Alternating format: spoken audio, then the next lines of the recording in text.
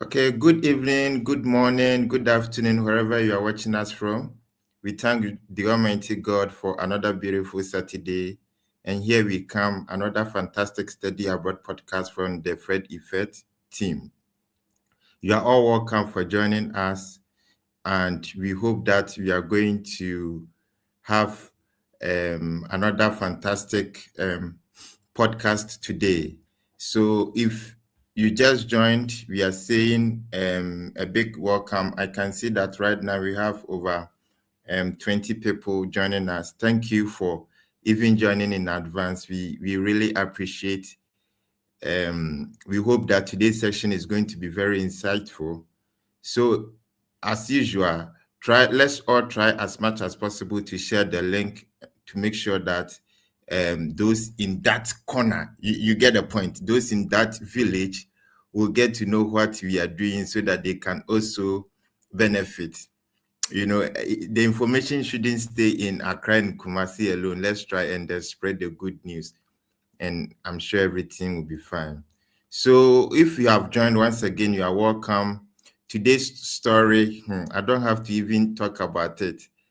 I think our guest today is going to solve most of the problems that most of us have been partnered with as long as study abroad is concerned.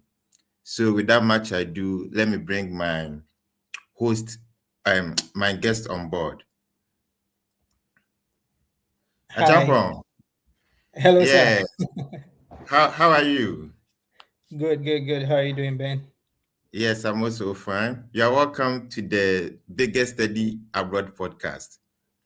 Thank you. It's a pleasure. Yeah.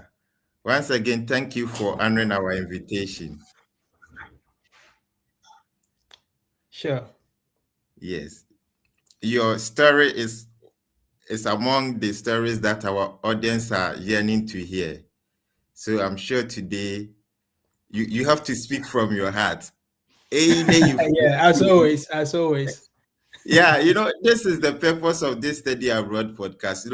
We want to make sure that those who are now interested, who have not taken this serious, shouldn't be committing the mistakes that we make. And we want to try as That's much all as right. possible to serve them with the information that they need. Yes, to make their journey successful. And That's that is great. the mission of this podcast. Yeah.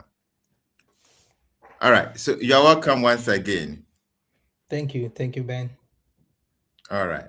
So a quick introduction about yourself. All right. Hi everyone. I hope everyone can hear me. So, my name is Ernest Champon. And first of all, I want to thank you, the Fred Effect team, and say hi to all your viewers right now. My name is Ernest, as I said. Currently living in Iowa in the United States. I work with the University of Iowa Hospital with the supply chain department, and I'm from BA in Ghana. I know most of you are familiar with He is very big. Oh. it. Yeah, I'm from a place called Drobo. Drobo. Yes, I think Drobo is now part of the Brun region. yes, Bono region. Yeah, Yeah, precisely. so now you are not from Brungahafu, please. I'm from Bono, and I can speak Bono. Yeah, Yeah, okay. Wow. yeah, that's right. I see. All right. So thank you once again for honoring our invitation. We are pleased to have you in the studio. So is that all about you? Is there any fun fact about you? Oh yeah, of course. Fun fact: I'm a church leader and also a DJ. You know how those two do not really go together, but yeah, that's my So how kind are of. you managing it? I mean, I do it anyways. I just make sure people are dancing. That's what I do. Hey, and that's all course, sorry, your church leaders will have issues with you. They are okay with it. Are you sure? Yeah, yeah, very much okay. Wow, interesting. Being DJ and at the same time being a church leader. Interesting. Mhm. Yeah, All I right. see in the comment that someone is correcting me. So I'm from Adamsu. It's a place quite closer to Drobo, but then people don't really know Adamsu. So usually you'd have to say Drobo for people to to get it. But then It's yes, like, I'm from okay, Adamsu. somebody is watching you. And the Somebody's person, watching me. Please let me just clarify that I'm from Adamsu. It's very wow. close to Drobo. Yes, then a chap will be careful today because I tell you. if you say something that is not true, I'm sure you'll be exposed. The way we make one there, you don't have to That's hide right. anything from That's us. right. So. That's right. Wow, interesting. Okay, so please let's share the link so that you said which village or which town in It's not a Drobo. village. Yeah, it's a town. It's a town. Which Adamsu. town? Adamsu. Adamson. ADAMSU. Yes. Okay. So please let's share the link so that the people in Adamsu can also watch us live and then listen to their own and only one, Mr. Ernest Champon. So are you doing your master's or PhD? Oh yeah, I know about that. Started my masters already. Already had my first masters from the University of North Alabama, and Oh, okay. that was in 2013. And I started my second masters in the University of Iowa in Iowa, and so I completed that too. So I have my two masters now. Two masters in the United States. That's right. Wow. I'm sure today we are going to have one of the best conversation ever. Hopefully. Yeah. So the question is, why did you decide to study abroad? It's kind of a long story. I mean, after graduating from University of Education Winneba, Kumasi campus in Ghana, I did my national service at the Kolebu Teaching Hospital, and after that, I mean, we were back to the hustle, and so it is something that I was really interested in, even after I graduated from senior high school. It was always in my mind to study abroad, but then I didn't have the opportunity to. And so I remember it was on, So I you think, got the dream. You got the dream whilst you were in the senior high school.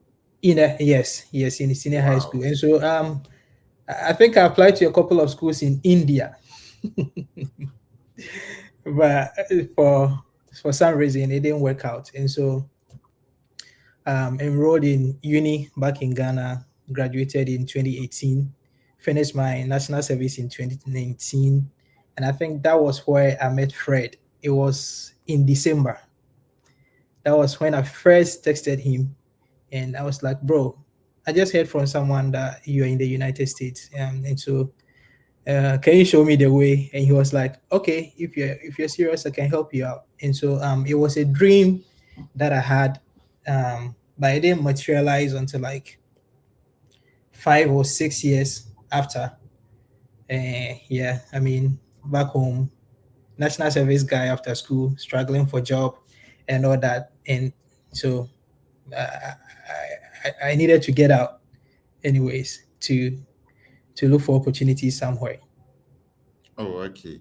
So having had this dream from your SHS time, how did you organize yourself in terms of your university studies? Was it that whilst you are still studying, you still had in mind that you want to travel? And how did it impact your attendance to lectures and that kind of things? Uh, I think it's just like many others. I mean, this was a dream that I had in high school, and after going to uni, I think at some point I just forgot about it. So I was doing my own thing, uni level 100, graduated, and so I mean, I had actually forgotten about it until a friend of mine told me about Fred, and then I texted him on, I think it was I was on Facebook because I didn't have his number. And so actually back in uni, it was one of a regular guy who wants to graduate and get a job, you know. So honestly, I had forgotten about my dream. But Oh, then, okay. I mean, I think not completely forgotten, but I had it backstage, Oh, right? okay. I needed to get a job. And then when I heard about Fred and he being able to make it, I was like, okay, yo, I can go back to this and make it work. Oh, okay. So how long did it take you after uni Uh, to be able to fulfill your study abroad dream? it took some time. It took some time. I think 2019 in December after I texted Fred, and then COVID hit. You know how that goes. And so finally made it to the United States first day of January 2022. Yeah, so roughly 3 years. Yes, so it took 3 years, a little over 3 years, Oh, okay. and that period, that's where the story lies. Yeah, so and that's what we are interested. So what went into the process? It was a long process for me because I remember talking to Fred and he wanting to help me apply to a specific school. I mean, we're open to so many schools, but then I wanted to be at where my boss was. So I was focused on that school. And actually, he showed me how to send emails and all that to the inquiry emails. And so started when I realized that school wasn't working because I applied for my first program in that school. It didn't work. I applied for a second program in that school. It didn't work out. And so I was like, okay, why don't I try a different thing?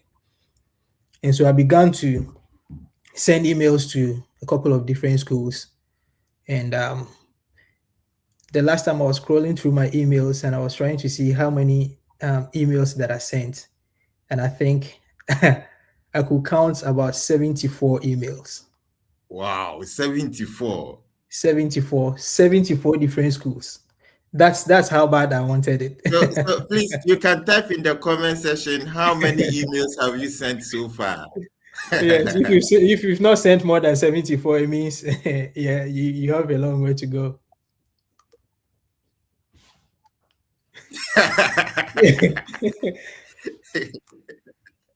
Yeah, so So please, we are waiting. Let's know how many emails have you sent so far. Okay, I jump for continue. yeah, so 74 different schools. And so I think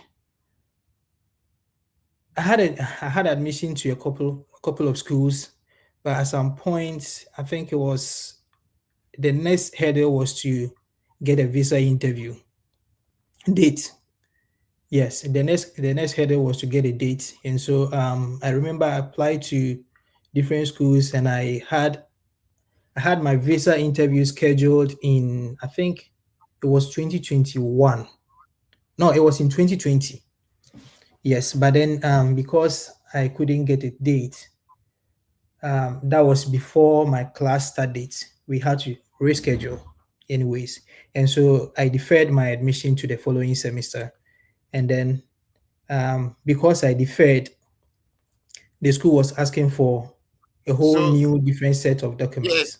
so now we don't want to miss any aspect of your story. So Mhm. please be clear for us. How many did you apply to out of the 74 emails? And then um how how many schools did you get admitted to? I think the total number of schools that I applied to, I don't think I can remember the exact number. But then I remember I had admissions to, I think, 15 schools.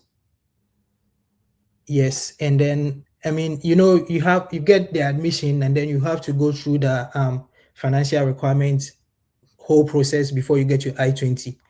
And so, to be precise, it wasn't all the 15 schools that I was able to, submit my financial um, requirements to.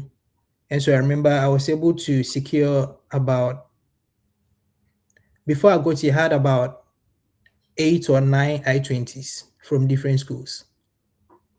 Oh, Yeah. so all these 15 schools, did you pay for the admission No, application no, fee? You no. applied for free. Oh, I paid application fee to some schools, not all of them, but then I remember some of them uh it was it was hard. I mean, back in Ghana, a national service guy, not a national service guy, an unemployed guy being home and then Unemployed paying graduate. graduate, yes. Yes, being home and then paying all these amount of monies. And so some of the schools, what I would do is to like be in their info sessions. I think as part of that, they give you some admission fee waivers, and then some of them too. After I put in my application, I will email them to ask if like they have any sort of assistance for people like us. And so yeah, some said yes, some said no, and so those that said yes to me, I completed my application with them. And so about 15 or more. It wouldn't be less. It was more than 15 schools. Oh, okay. Yeah. Interesting. Yes. So, in the course of the application process, what did you learn by the time you are done submitting all your applications, or maybe after you had received all your admissions, making decision to leave, to move out from the country? What did you learn specifically from the process? I think I think the most important thing in the whole process is to fall in love with it. Okay. That is what I did. And so because I was so much in love with the process and I wanted it so bad, I didn't see that I was putting in much effort. But then it was until I completed the whole thing, got here, and I was reading my emails, and I was like, did I really send 74 inquiries? So I think that the thing is, my thing is, you have to take it as your full-time job, right? And you have to fall in love with it. If not, I mean, if you're in love with someone, there's more to make you break up with them. But then if you're kind of I like you, I don't like you, something small can drag you off. And so I just fell in love with the process. And so what I can tell everyone here is it's about how bad you want it, right? And so you just have to take it as one of your jobs and fall in love with it. That's all. I think it surpasses everything. Oh, okay. So after emailing the professors and some of them agreeing to offer you assistantship, what happened next? Um, so that is another story because as part of the process, funding is one aspect that is very important in this whole journey. And so funding was a bit challenging for me because I was coming in the spring semester. Yes, as I said in the beginning, I got admission in the fall semester, but because of visa interviews and all that, I couldn't make it work, and so I was coming in the spring semester, and uh, funding was challenging, and the school that I ended up going, I didn't have to apply for funding. It came automatically with the admission. And I think one thing that was very outstanding with that school was that they actually gave you a housing scholarship. Wow. And so for all the 2 years that you're going to be in that school, you didn't have to pay for housing. So Wow. they give you, yes, as an international student, they give you a free housing, and then They gave you, you or they will give you.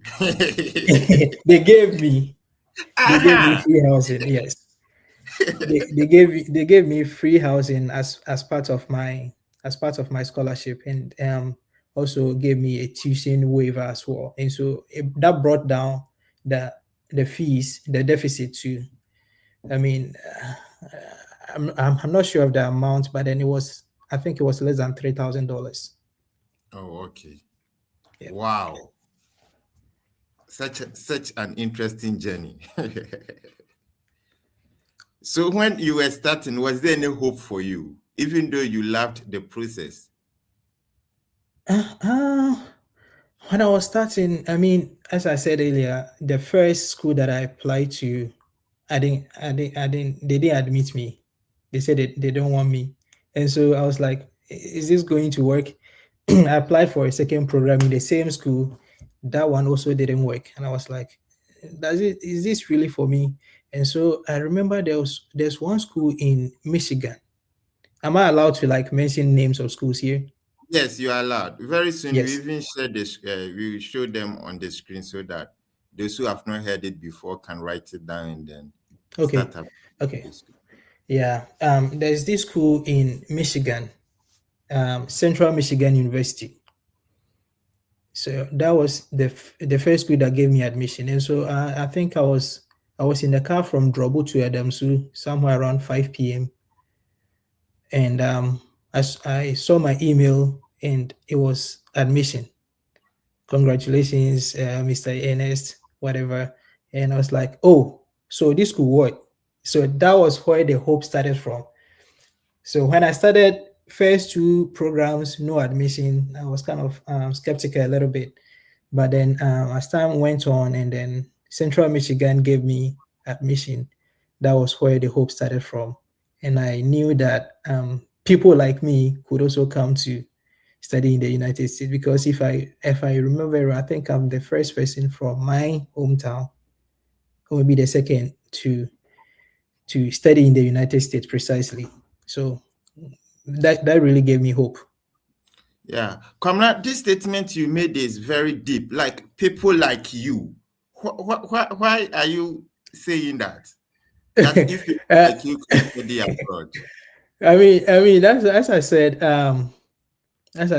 I think I'm the first person from my hometown Mm-hmm. to study abroad in the United States.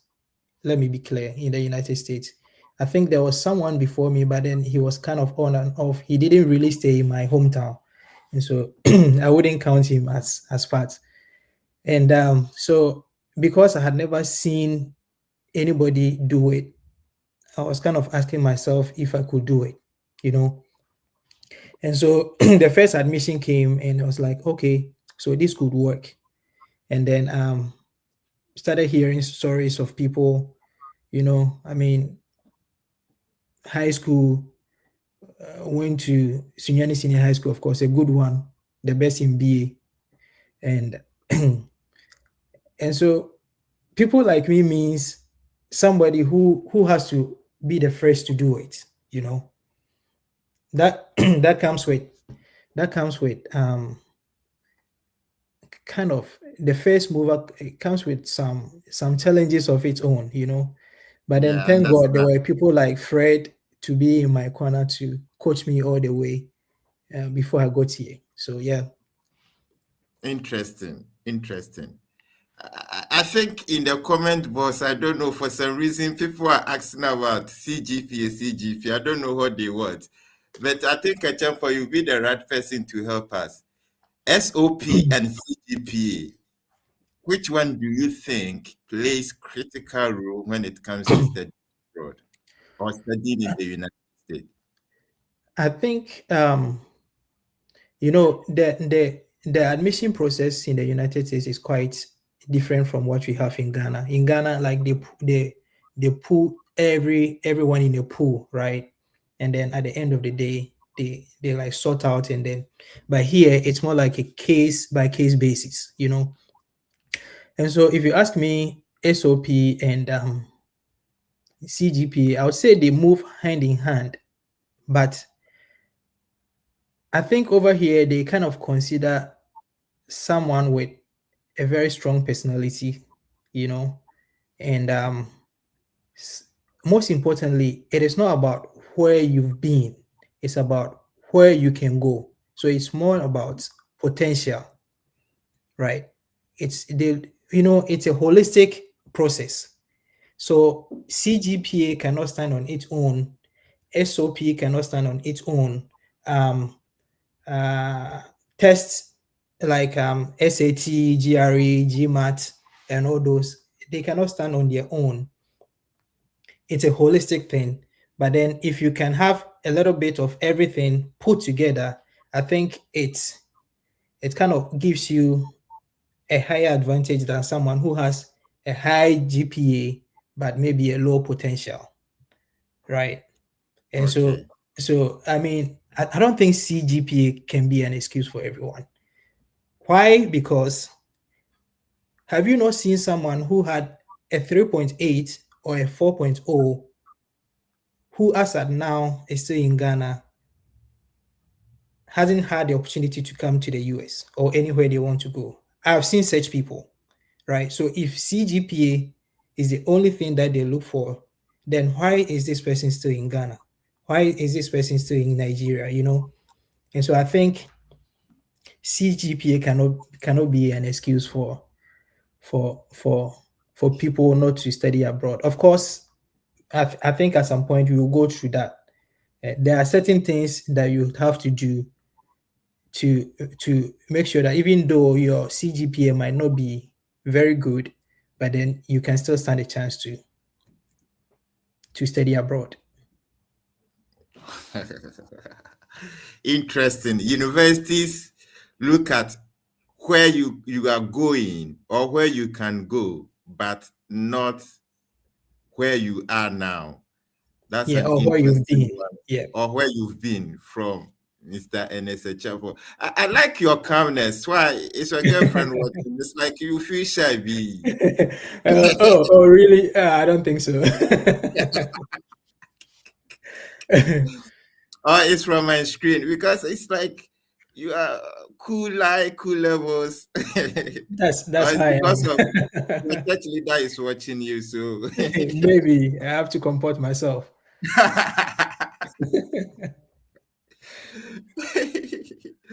Wow. So please, this is from Ernest. He's telling us that universities in the USA look at potentials. So sometimes it's not a matter of your CGPA, but what is in you, what you are capable of doing. So, but at some point, it could be that my CGPA is very low. Like I can't coin so it left coins. What I go do? Yeah, so as I said, the whole process is holistic. And as Uh-huh. a matter of fact, even if you have 4.0 CGPA and then from undergrad in the United States, not anywhere else in the United States, there are certain schools that you cannot get into, right? And so I think my advice for people is, you know, this is a journey, right? And as a journey, we all don't have to like go through one route, you know. One can use left, right, center, wherever, but then it's about who gets there. And so if your CGPA is like really low, a couple of things you can do. One, you can write a compelling SOP that tells them that, hey, this is the reason why I couldn't get a high GPA. For example, someone is in school and something happens at home. Maybe they lose a parent or a loved one. That is going to hit you and potentially affect your academics. And so I think this is a reason beyond your control, and ideally it can affect your education. And so basically there are reasons that are in our control, some are not.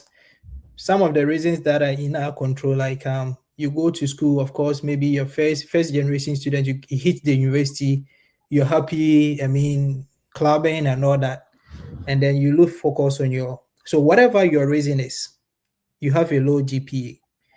I think you should focus on one, writing a compelling SOP. That is very important to tell them the reason why um, you had the low CGPA, because I think SOP is a platform where you get to express yourself as to why you're here, and then where you've been, and then where you want to go. Very important, where you want to go. And so let's say, for example, you're writing an SOP that tells them that, hey, I know my CGPA is not great, but then this is what happened. But then after that, this is what I've been able to do.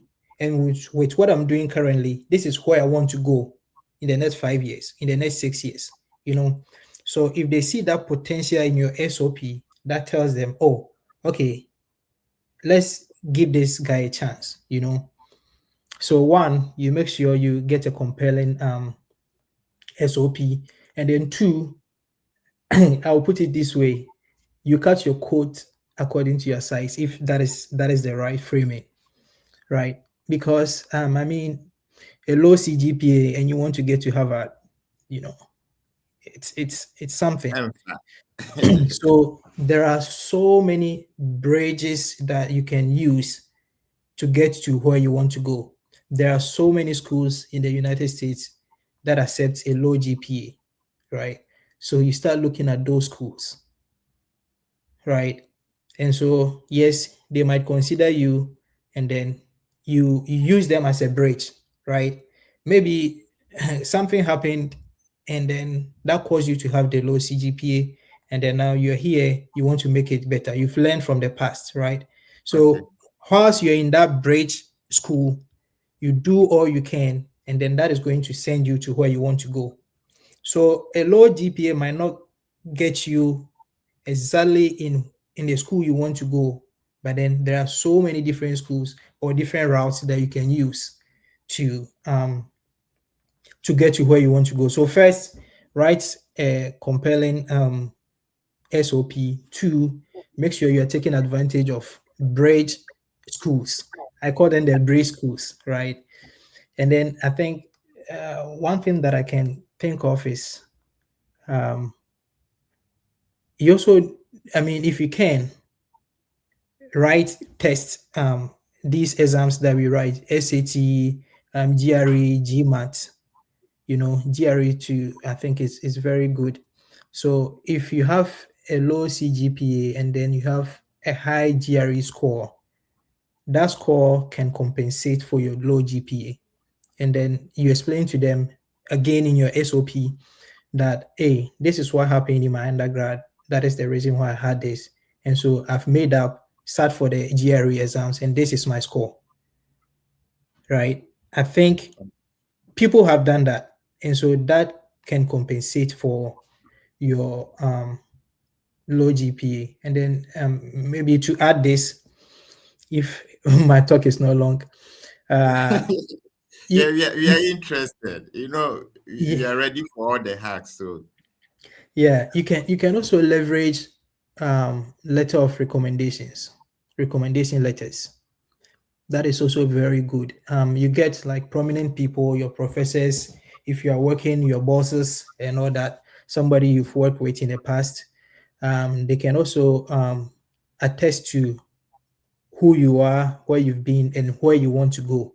And so, if these people are attesting to your potentials, I think it gives you an opportunity to be um, to be where you want to go. That is going to compensate for your low interesting. CGPA. So we would like to know this. So during your application, was a low CGPA more like a hindrance to you?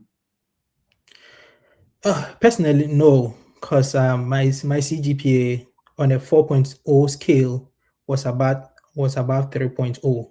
And so most schools, as we all know, are requiring 3.0. So I was above that. So I don't think that was a hindrance for me for any of my schools.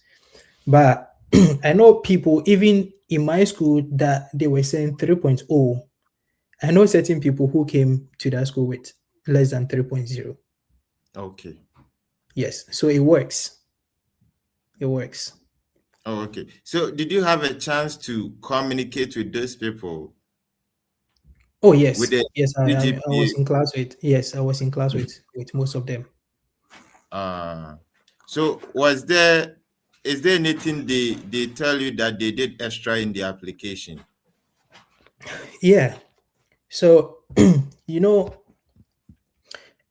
SOP, statement of purpose, um, personal statements, other names for it.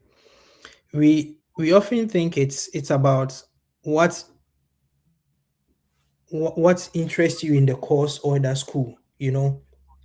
I mean, this is me. I graduated from this, and this is what I want to do. I saw your program here, and I'm interested. I want to apply, and I'm applying to this school because blah blah blah blah blah. We are done, right? But they are saying a personal statement, you know. So I think you have to state in that statement, right? The reason why you had a low CGP for them to, I mean, a personal statement is about, unless they are very specific on what they want you to write on. And even that, if you get any small opportunity, you can like chip in your low CGPA and then explain to them what happened. And then I think they're very understandable. They will understand. And also, if you have an opportunity, I think one of my friends, what they did was to book an info session with the admission counselor, right? One-on-one Okay. session with the admission counselor. So they had the opportunity to like talk to them. They were like two or three people. Yeah, they had the opportunity to talk to them. So during the interview, they addressed the low CGPA issue and then they had admission. Oh, okay. Yeah. Oh, okay. So they didn't use the normal sending email system, but rather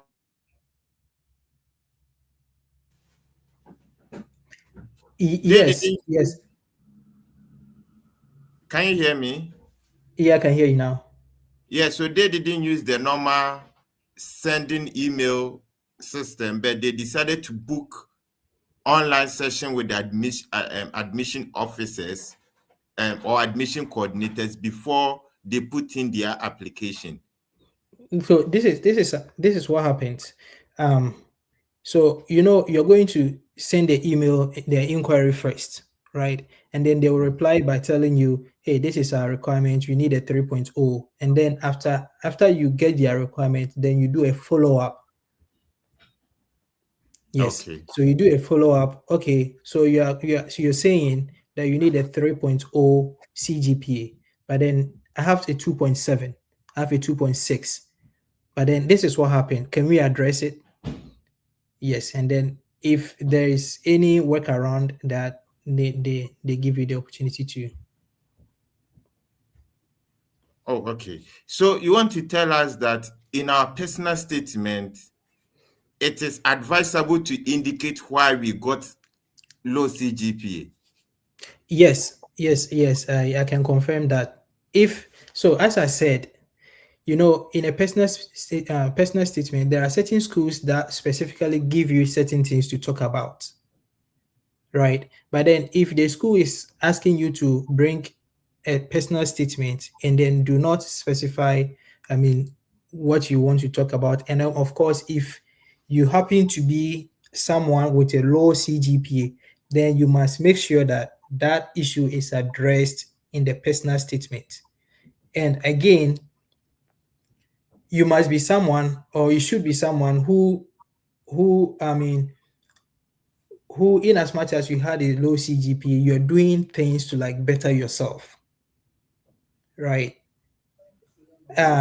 So as part of the process, they let you send your resume or your CV, Yeah. right? So let's ask ourselves why.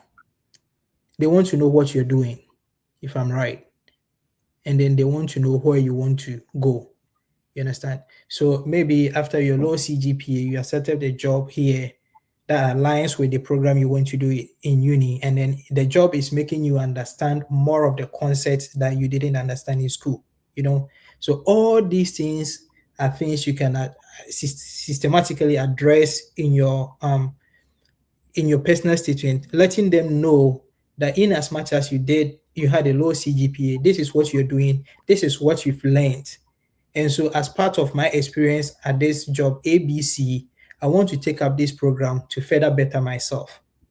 So now it is not really about where you've been, but then about where you want to go. So now they see potential. You get it. And that is how you kind of give them a reason to reconsider their decision. So if I'm understanding you clearly, then it means that in the SOP, we writing, maybe I've worked in this hospital, I've taken care of this patient, all these things are not really important in SOP. Is that the case? Uh, I wouldn't say they are not important. They are, but you are someone who has a low CGPA issue, right? And then, so I think you'd have to find a way to like tailor what you're doing, right, to where you've been, and then that's gonna both working together gonna propel you to where you want to go, right? So, if I can give you an example right now, I did engineering, right?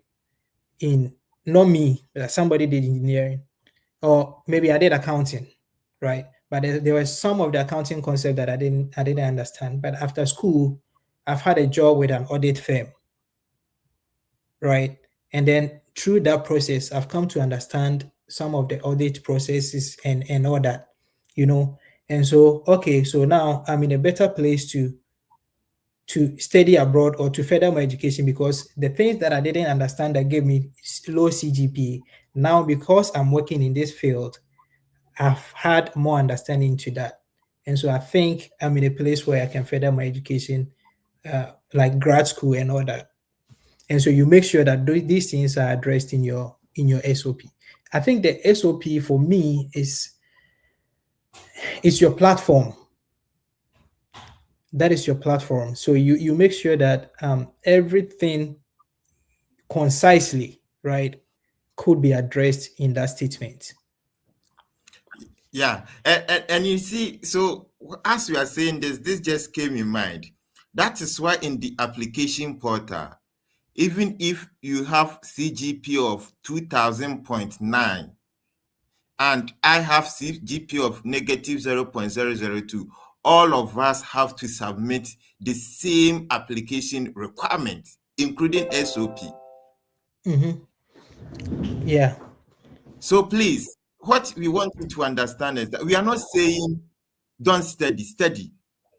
If you are in school right now and maybe your dream is to study abroad, try, and even if you're able to get 4.0, praise the Lord.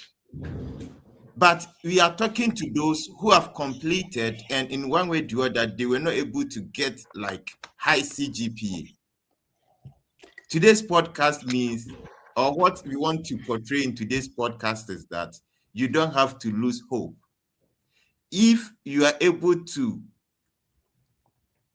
strategize your application, as Ernest is saying, the way you even approach your SOP, it means that there's a possibility for you to also study abroad. And I think this is as simple as ABCD.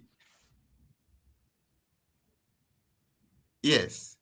So if you just join us, this is the biggest study abroad podcast that we have, and I'm Ben as usual, and our guest today is a champion. A champion is taking us through his process, how he was able to secure scholarship to study in the United States of America.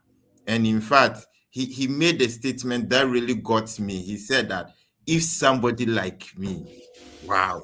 In fact, I'm not sure I'm going to forget this statement. Trust me. So this is what a champion wants you to know, that he initially he had no hope from anywhere. But if he has been able to make it, then it means that there is also a possibility for you.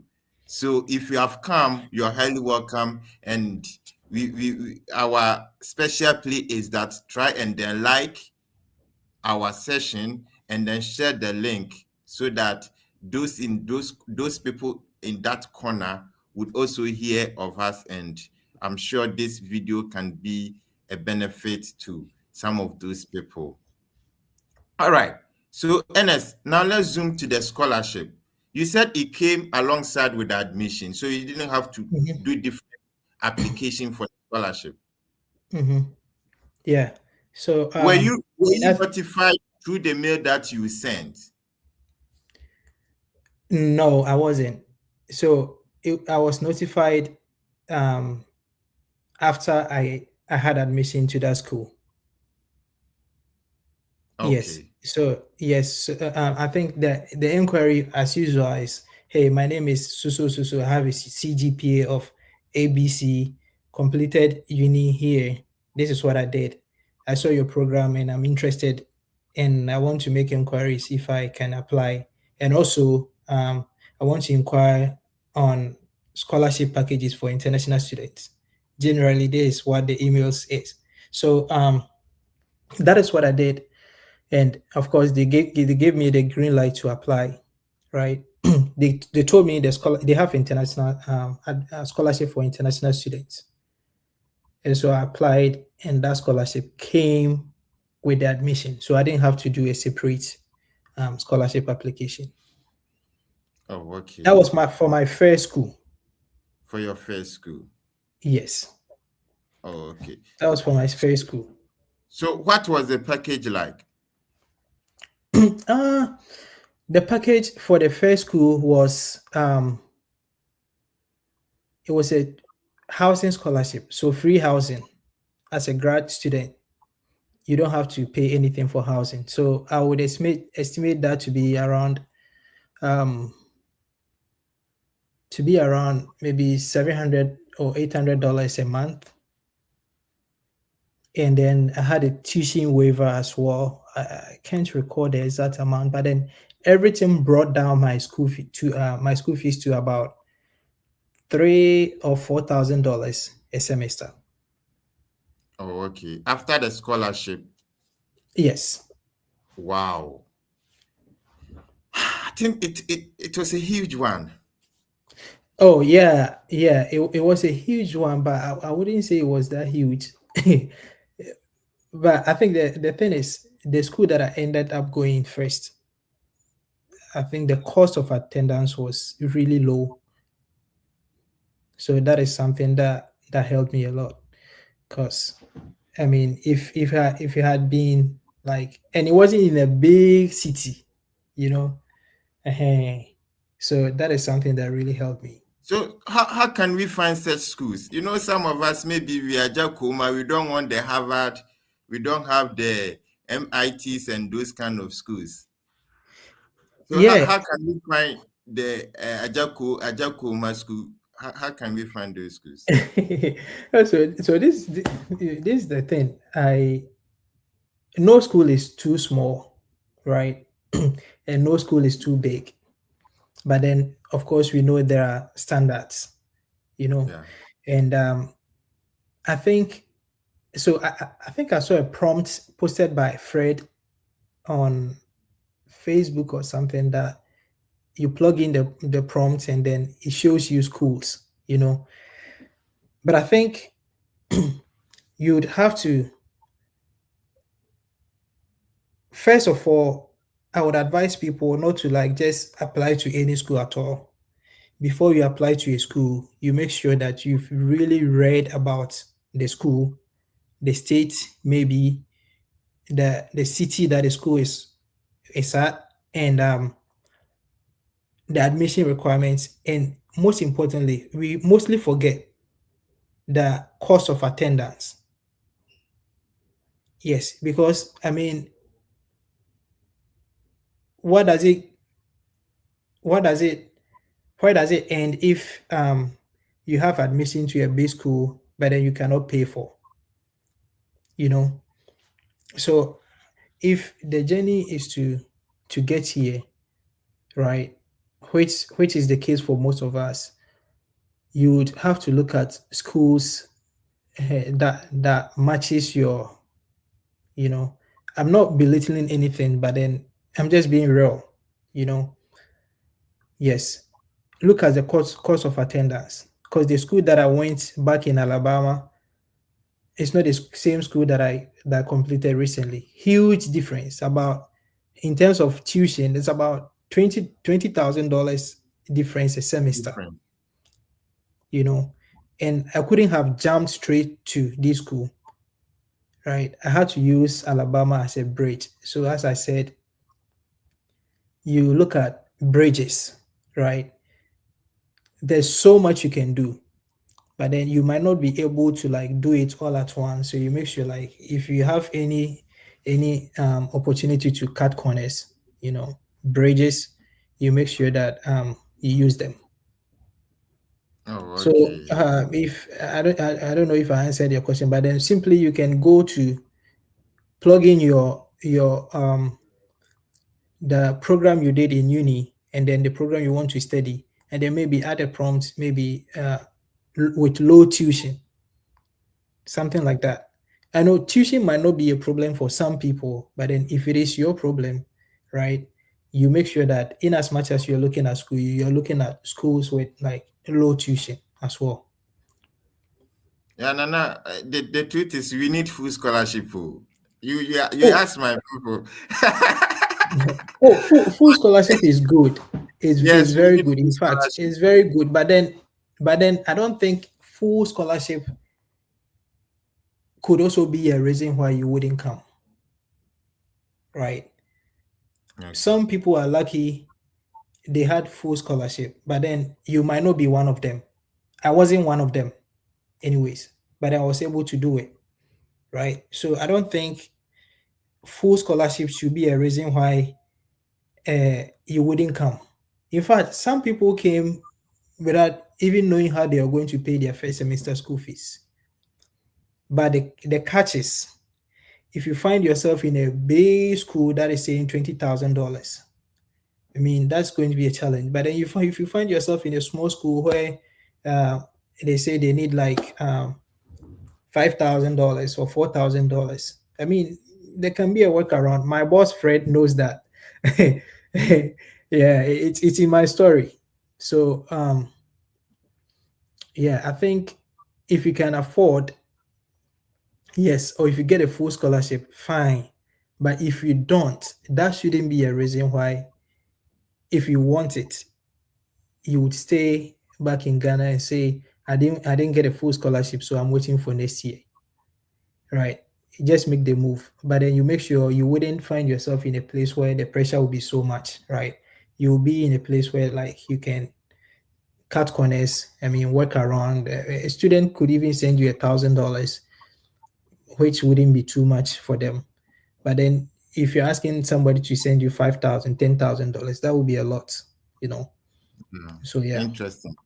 Yes, so far you've managed to do two masters in the United States, which is a big plus. Charlie, studying is not easy, but you've been able to go this far. Well done. So, having gone through these stages, I just want to know, do you think there are some things that you still wish you had knew during your application? Uh, yes, during the time you were applying, especially for your first masters. Mm, there's definitely things that I wish I knew, but it's kind of hard to think about them off head like this. But um, maybe I wish I knew I could do it earlier. you You could know, have started instead of like, earlier. yeah, yes. Because I mean, from 2019, 2020, 2021, 2022, that's like 3, 4 years, Yeah, so I wish I knew that. Yeah. hmm and Oh, also and also I wish I knew you could like transfer to different schools like that without any hindrance. you know I mean, that's why I said about the bridge schools. You can apply to a small school, get here, and then now you can transfer to maybe a bigger school whilst you're here, because the moment you get here, there are certain things that are not as rigid as it was back in Ghana. you know yes, so yes, I wish I knew that too. Oh, okay. So it means that you can still go to your dream school. What matters is your ability to enter. Yes, yes, you Oh, can definitely do that. I mean, I know people who, uh, after uni, undergrad, came here and then community college, and then now they go up the ladder. So it works. oh, okay. So before we come to the life in US and how you managed to add second masters, we want to know, how did your visa process go? Was it something smooth? Was it once, or you have to attend it like one, two, three times? Visa process, I think, yeah, it was a hurdle for me because I applied for my visa in Ghana, I think in 2021, and no, in 2020, I mean, something like that. I I didn't get a date. So the date I had was it was 3rd September. But my program was supposed, no, it was 15th, something like that. But it was supposed to start in August. So I sent them an email letting them know that this is the situation. So they extended it to 3rd September, but then still it wasn't up to the date. It was somewhere around 15th. So I had to like cancel the whole thing and postpone my admission to spring. And Oh, so okay. from that point, I had I think I had paid for my service fee already. And then a colleague of mine, shout out to Pacman, Prince Asamoah in Illinois, told me that there was a way in Ivory Coast. And so I ended up going to Ivory Coast to for my visa interview. And so from Ghana, I didn't get a date. Ivory Coast, as at that time in 2021, I mean, I think there was a date every single minute. And so I scheduled my date, and I was scared. And so I rescheduled. It was like 3 days to the interview. I was scared again. I rescheduled again. And so I don't think it was as difficult as it is right now. But yeah, yeah. Was it that you were not really prepared, or you were just scared? I was scared because having fell in love with the process from 2019. I think I was prepared enough. I was just scared because they told me in Ivory Coast there was this white lady that was like bouncing people, and then there was this black woman that kind of was cool. And okay, so I made sure that I was going to get the black woman, and so I scheduled to Tuesday, and then they said it was the white lady, so I rescheduled to Wednesday. And somebody went on Wednesday and said it was the white lady, so I rescheduled to Tuesday again. So it was just, I think you had three chances or so, something like that. And finally, I went to Ivory Coast. It was a whole journey on its own. And I maybe I have to say this. There was never a time in the whole process that I didn't know I was going to get a visa. Oh no, let me put it this way. There was never a time in the whole process that I thought the visa could be denied. All this time I was saying to myself, I'm going to get my visa. So it was when I was traveling to Ivory Coast from Doma, Bono, and So then you use the Doma route. yes, from Doma, and then we went to a place, and then we had a flat tire, and it was a dusty road, and like my nostrils, everything was dusty. It was then that I told myself, or something occurred to me. I was like, so what if your visa is denied after all this? So it was that very moment that I knew that the visa could be denied. So I mean, I was very positive, and so I went No, there and no, you didn't even uh-huh. use flight. You didn't use flight for your visa interview.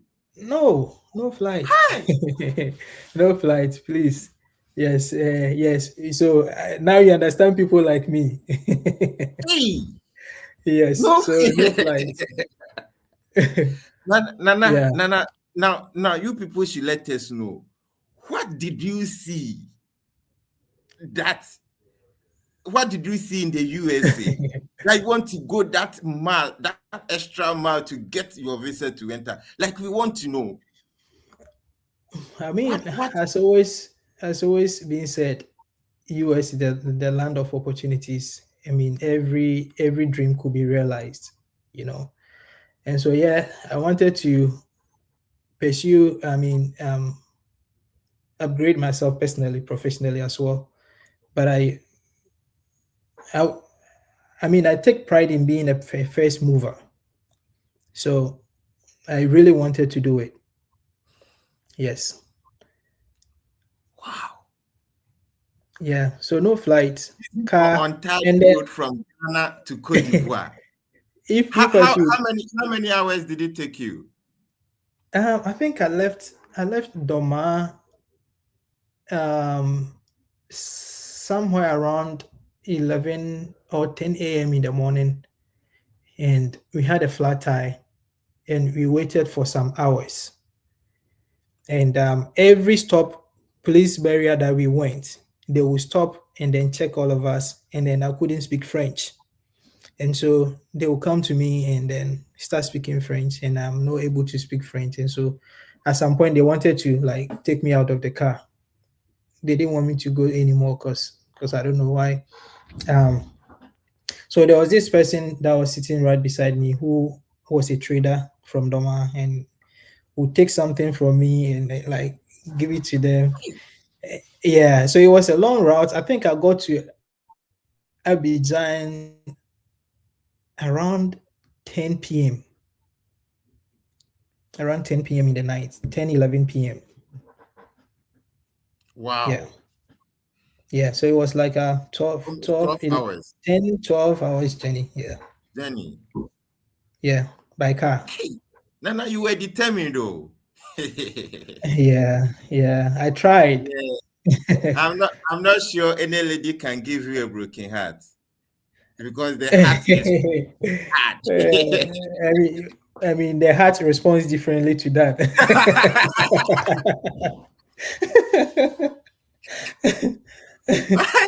Well, you're afraid of women. Yeah, the Bible says it. So yeah. You women, Yeah, I'm eh? not sure. I'm not sure. I'm going to say I Well, think women interesting. are very powerful, so we have to respect it. You said Bible and I'm helping you to quote. Interesting. So what were some of the questions you were asked, and how did you answer them? Yeah, so I think it was on a Tuesday. Went for my interview at 1:30, and strangely, it was the white woman. The But one you were running in ev- away from. yes, yes, in Ivory Coast, I know if people here have gone for the interviews in Ivory Coast. In Ivory Coast, if you go, they have like a TV, big screens at the place, the consular section, and then they'll be showing like prominent places of the states in the United States. Like if you Oh, go to Alabama, they'll show you like places to visit. If you go to Arkansas or Iowa or wherever. And so I was watching those videos, and I was telling myself, so now this interview is the only bridge between me and America. Right. So I was there. The lady kind of mentioned my name, the Echampon, mentioned it in a funny way. And she was like, "Can you correct me?" And I corrected her. So that kind of calmed me down because she was smiling. I mean, even though those days we'd have to like use mask, but then I could see through the mask. So the first question I think I was asked was, "Why do you want to go to Alabama? Why do you want to study in Alabama?" I was like, I don't remember very well, but then I think one of the key moments was telling her that Alabama doesn't have like a severe weather, like severe cold, like really, really doesn't get really, really cold, you know. And so, as someone coming from Ghana to the United States, I think that is a place where I'll be able to like adjust myself to the weather. So that question was specifically for the states. That was my reason because I mean, North Dakota, Minnesota gets really cold, and then someone who is coming in the winter, you know, that was going to be a challenge. And so the question that I gave her with regards to Alabama was that thing.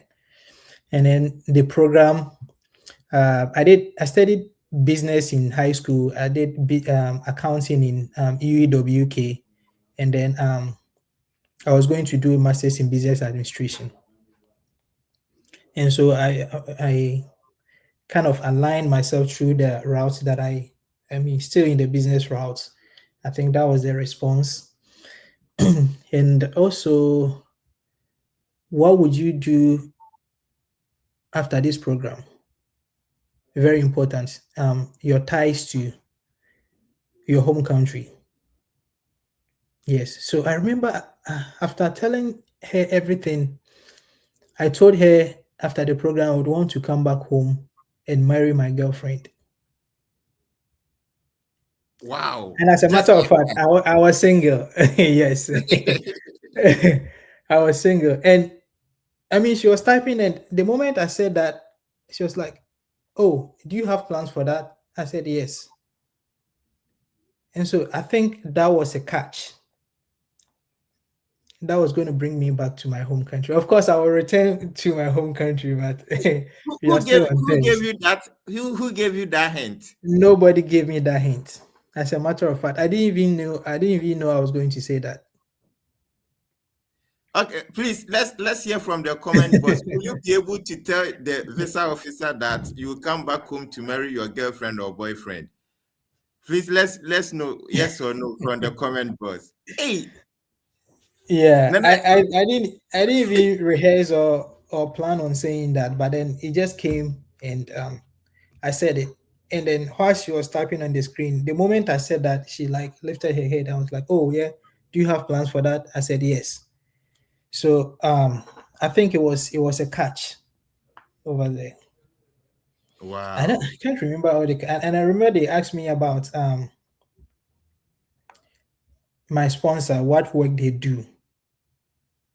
And I think I remember I was very specific with how many employees they have because it was a cashew a cashew buyer that gave me that was sponsoring me. So how many employees they had, and permanent employees and like temporary ones. Those who are familiar with cashew stuff, like by day workers. And I made sure that I gave her all the specifics. And also, what would you do after the program? I was kind of working a side job with MTN. Oh yeah. Yes. And so I I polished my work, right? It doesn't matter what you're doing. Settings is everywhere. So you make sure that, I mean, you're selling yourself. So sell what you do. The fact that you're doing an unpaid job, they don't know, right? Even if it might be unpaid, but then it's about the experience that counts, you know. So yeah, so I sold my job and told them MTN was embarking on a project that I think the program will be helpful to that. So yeah, those were some of the questions. So are you back? I'm in the process. Interesting. You had an interesting journey, and I love your story because it's kind of, you know, I keep saying it's like this process. Everybody has his or her own story, which is totally Mhm, different. mhm. Absolutely, absolutely different. And so please, those of you who have been missing the podcast, don't miss. So, even after this, if I were to be you, I'll keep on watching because we are giving you informations that you will never get it anywhere. only through this study abroad podcast. So let's try and then make good use of this information, and I think it's really going to help. That's a nice one from a champion. So please, you can start dropping in your questions, and you would see if a champion will have time to answer those questions for us. And those of us who wants to join us live, I think we will put the link in the comment box so that you can join us live and then ask a champion question. You know, it got to a time the business program in Ghana, I don't know the other African countries, but it nearly collapsed. I think at the SHS, it got to a time they were not admitting a lot of students.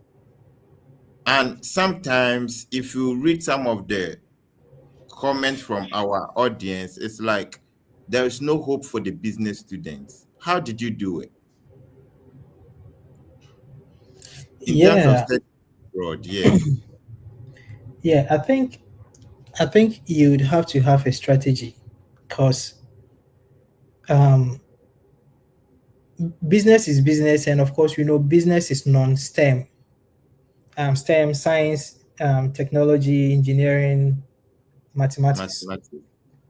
Yes. So because business is non-STEM, I wouldn't say it limits you, but then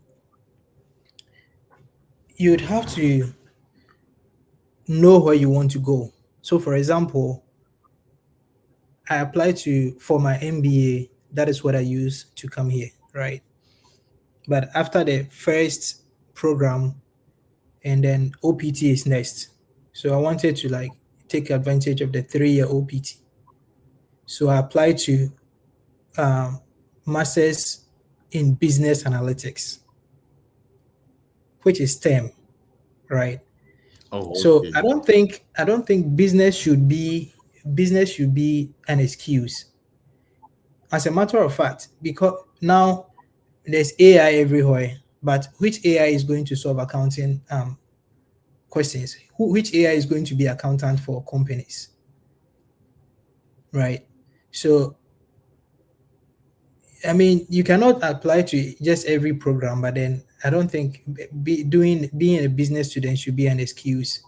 But then you'd have to look at, okay, so this program I'm applying to, maybe is it a STEM program, and then you can look. Those are things you can find on their website. If it is a STEM program, that also helps you in some way. But then that's not to say if you don't get a STEM program, you cannot make it. But then if it is STEM, business STEM, then that really helps. Oh, okay. So how can we identify the business terms from non-STEMs? Yes, if you go to the program's website, the school, you go to the program website, and then about the program, they have it over there. If it is a STEM program, I think most of the time they list it. But then even if they don't, you can send them an email and ask them if it is a STEM program. Oh, okay. Yes, and they'll respond They'll to that. respond. Oh, Yes. okay. I mean, it Okay. takes here you send an email, maybe a day or two, they will respond. And so, yeah, Oh, okay. they Interesting. will do that. Oh, okay. Thank you for letting us know. All right. So the 15 schools that you got admission to, can you quickly let those schools out so that uh, Yeah. so I please let's get our might not panel remember ready. all of them. Oh. I Yeah, might not those remember that you all can of them. remember. First, I know I had admission to Central Michigan University. Central Michigan. Please, we can be typing in the comment box. Uh-huh. Yes, Central Michigan University. I got admission to Western Illinois University. I got admission to uh, I got admission to not Ohio State, Cleveland State University, Cleveland. I get admission to University of West Virginia. Got admission to Indiana State University. got admission to Bowie State University, BOWIE State University. Got admission to Minnesota State University. I think the one in um,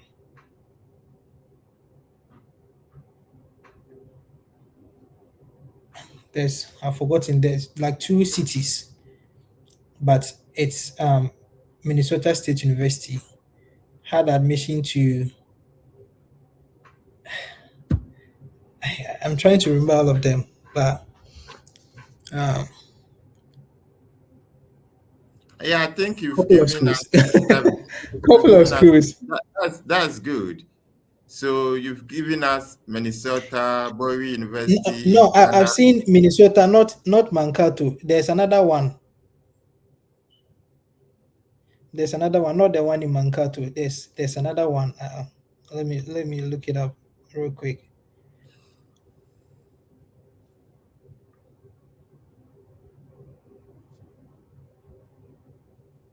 The one in Moorhead. Okay. There's one in Moorhead. Yes, there's Oh, one in okay. Moorhead, not Mankato. But then they are all Minnesota State University. Oh, okay. Yes, and what again? Yeah, I think you've given us eight. 8 so far. Yeah, Yes, there's so a that's couple more. There's this school in Indiana in Lafayette. I've forgotten the name. Had admission there too. There was a school in wow. Louisiana.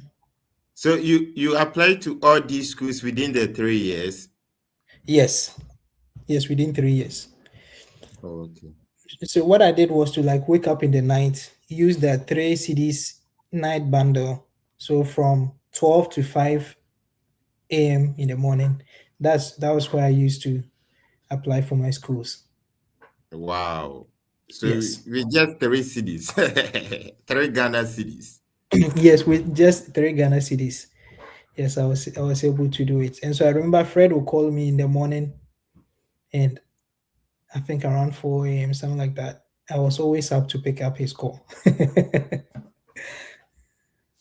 So out of this university, then which one did you choose?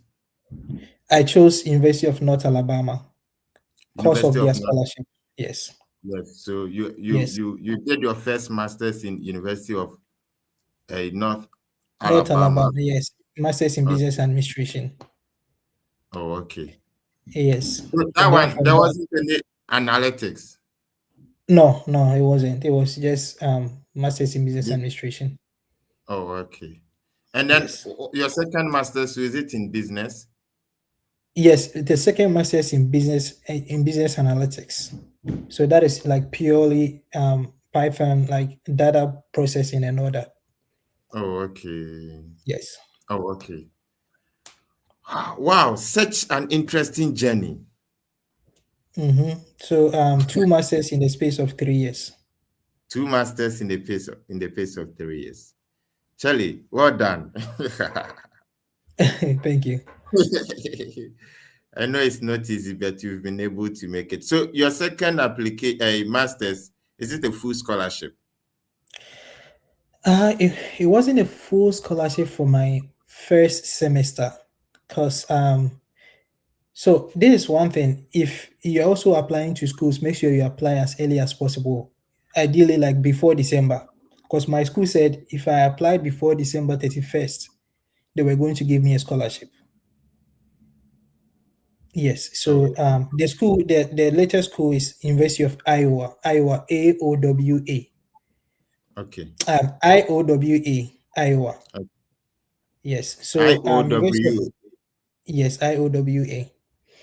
So they told me if I applied before the December 31st, I was going to get a scholarship. So they gave me a scholarship, a tuition waiver, and I came, brought my deficit down to I think $12,000.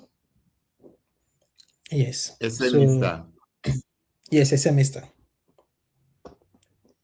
Yes, but then we all know there are certain schools like STEM schools. If you go, if it gets hard, you can apply for student loans and all that. And so so it was in my second semester that I had a teaching assistantship. And so yes, that helped offset the deficit over Oh, there. okay. Interesting. Yeah, so far so good. How is life in the States? Life is good. Life is How good. how good it is? Life is good. I mean, um, it has its own challenges, but I think we are in a better place, right? Yes. So I mean, yeah. And how good is life? I mean, Yeah, I've yes, been we out of do. school Our for one ears are year. itching. You wanna One hear? year. I graduated December, not last year, December 2024. Yes, December 2024, and I had my job in January 2025. So like I had to wait for just 1 month. And so unlike Ghana where you'd have to like wait for so long before you get a job, I was able to get a job within 1 month. And then after working for about a year now, I would say there are so many things that I can do now that I couldn't do back in the days, you know. And maybe When you were at Drobo? Adam yeah. So there are so many things that I can do now and that I couldn't do back in the day. So even if I was still in Ghana now, maybe don't really think I'll still be able to do. And it is not always about what I'm able to do now. I think it's also about the experiences that I've had over the years. Because I'm someone who wants to always keep learning, right? Personally and professionally. And so looking at the experiences I've had over the years, especially in the United States, where like it's made up of almost every part of the world. Yeah, all those coming together, yeah, I think it's good. Life is good. Interesting. It's not all rosy, but yeah, So it's how better. so far so good? What have that is fine. It's better. It's better than being in Yes. trouble at Tomsu.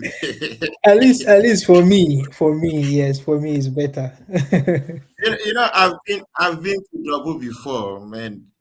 I Oh think yeah. did we go to Serpa? Yeah, we went to Oh yes, Serpa, so yes, we yes, passed yes. You are trouble. right. And Yes, yes, you're right. I regretted using that road. I have not been there for some time, so Yeah, so it's interesting. I think we have a lot of stories to share some days to come. yes, yes. Yeah, so please, Interesting was. this is a champion. He's saying that now life is better compared to he being in Dravo. So if you are still back home and um you want to join the graduate unemployment, we've not said anything, no. It's up to you. If you want to join the graduate unemployment, it's up to you. So, what have you learned about the US education system? uh, I think the US education system is very accommodating because it makes room for everyone. For example, I had not done anything Python before, no SQL, SQL, no programming language, right? And the program that I was going to do here in the University of Iowa was purely technical, right? But they were able to like start from the scratch to accommodate everyone, because it was like people coming from different backgrounds. And also, I think what I've learned is things seem to move at a fast pace in the United States. And so unlike Ghana where you can like push your assignment to like last minute and then you can maybe somehow cut corners and make it work, here it's not like that. You really have to be on top of your game when it comes to time management, right? So two takeaways: education system here is very accommodating, but also you have to be on top of your game when it comes to time management because that might spoil everything for you if you're not able to manage your time very well, especially if you are working and then going to school as well. Oh, I see. So, if you had not been to US, on the cassette to a base, so if you had not been to US, I would have been in China or UK or I don't think I'll still be in Ghana. hey, Yeah. why is that I don't want to stay in Ghana? Not that I want to stay in Ghana, but I mean, I applied to a couple schools outside US, like I think Queen's University. They gave me admission in Northern Ireland. I think Exeter University in the UK, and I think Auckland in was it Auckland, Australia, something like that. Or is it New Zealand? Or those schools, yeah. So yeah, So, so, so so does if it I mean wasn't that in, you believe that your life is in study abroad? I don't know. I mean, I started this after high school back in 2013. Okay. Yes, I was going to study medicine in China, but that didn't work. India didn't work. And so I mean Yeah, yeah. I've studied in India for 2 years. So Okay. yeah, I was Yeah. in So India. if I wasn't in US, I probably not be in Ghana right now. Hey, Nana, you why? Who's no heat? You know. So I love Ghana. I love the fact that I could play soccer every day. Yeah. Interesting. So please, I'm sharing the link so you can join us live, and if you have any question, you can ask. Um, you can ask Ernest. So I've put the link. Those of us who want to join us live, you can. And if you put your question too in the comment box, we would also highlight and see if a champion can make an attempt. Nana champion, Yes, sir. now you're enjoying life in US. Oh yes. Yes, I But am. your church leader, they kept to they no go talk about it. Eh? Oh, this one, there are days like every last Sunday of the month, we go to church with like casual dressing. So I So wear this in that one, shorts. the church Yeah, leaders that. have agreed. Yes. I think because you're not in Ghana. Yeah, I mean cultural difference. Ghana, I don't know. Can we still wear curve and go to church? I'm not Yeah, I sure. think we can. They will say Yeah. you are falling. No, what should I say? Wow. So Okay. So this one is from Nathaniel. He's saying that you able to how was you able to get recommendation letters for all the schools you applied to? yeah, so this is very important. Thank you for your question, Nathaniel. So I mean, if you're in uni, you'd have to like make contact with your professors as much as you can, so that if your name pops up after school, they will at least know who you are. So that is what I did. But then, as a matter of fact, there were some schools that it was hard for me to get recommendations letters for, right? And so some would give you conditional admission, bring the recommendations, and then you give you. But then I wasn't able to get for some, and so I ended up not going there. And so at some point, what I was doing is I was looking at schools that wouldn't require letter of recommendation. At some Oh, point, yes. at So some point. because it So is hard, we yeah. have those schools also. Oh yes, yes. There are so many schools that wouldn't request for letter recommendation letters. And so if you get one of those schools, then you put your application in, and then you're good to go. Oh, Yes. okay. So I think this one too might help some of us.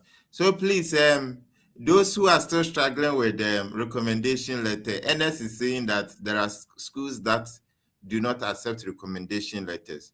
So as Mhm. usual, you can give a prompt to any AI you are using, any AI tool you are using, and I'm sure you can Yes. get Yes. schools in There are US schools that do not you know, require. require that.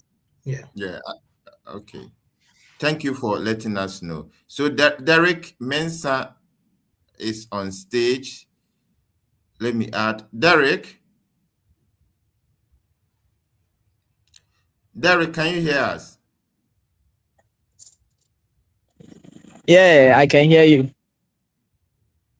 Yes. Yes, please, I can.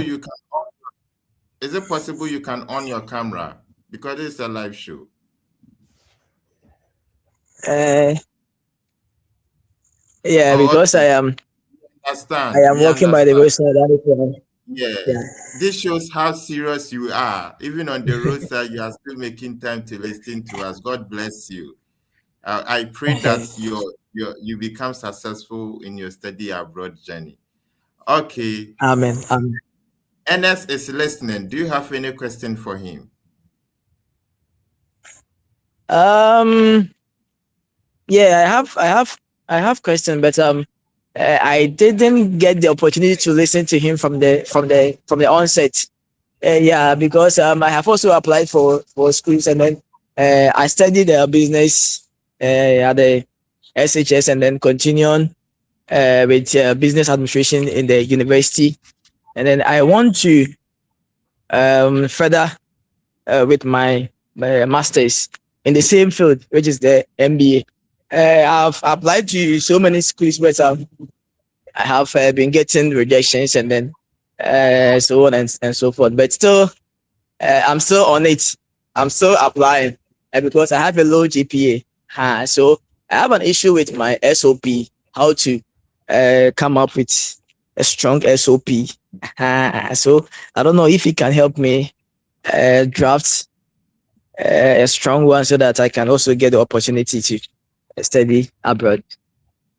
Okay.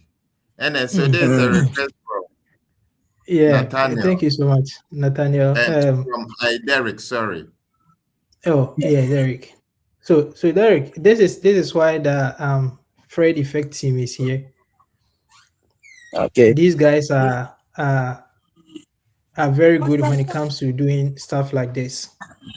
And so I think if you're able to like help them get in touch with them, they'll be able to help you. And then also as what I said from the beginning, a low GPA one, well, you don't have to share your GPA here, but I don't know how low it is, and I don't know what you're doing right now, like the job you're doing now. And so if you can like highlight those, you can leverage your experience you're having now to compensate for your low GPA. If that makes sense. If you're working now, you can tell them in your statement of purpose what you're doing now, and then you can also tell them what accounted for that low GPA, and then you can also tell them where you want to go in the next years, and then I think it should be all right. And so I believe if you could get in touch with the Fred Effect team, they are good at these things. I think they can help you. Oh, okay. Okay. Derek, Okay. are you satisfied? Yeah, I am.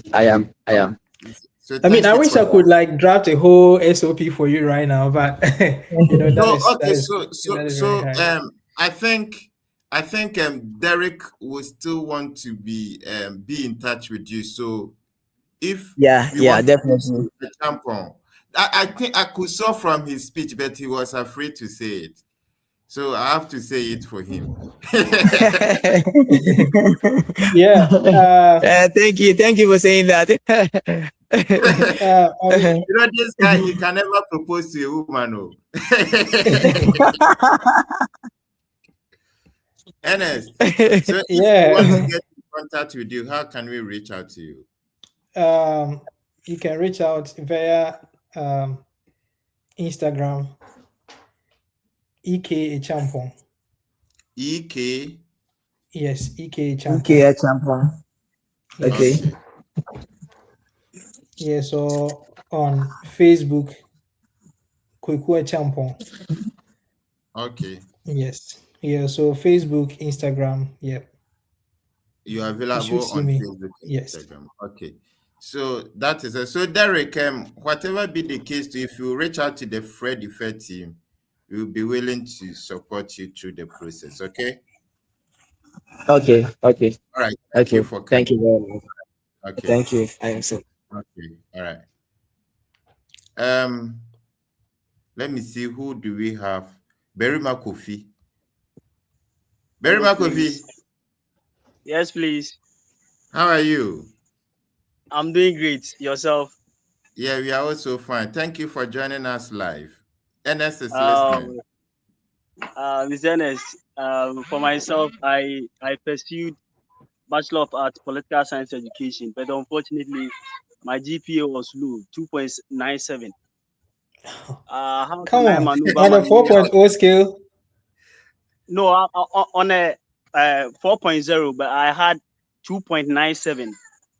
Okay. that's 2.97. that's good.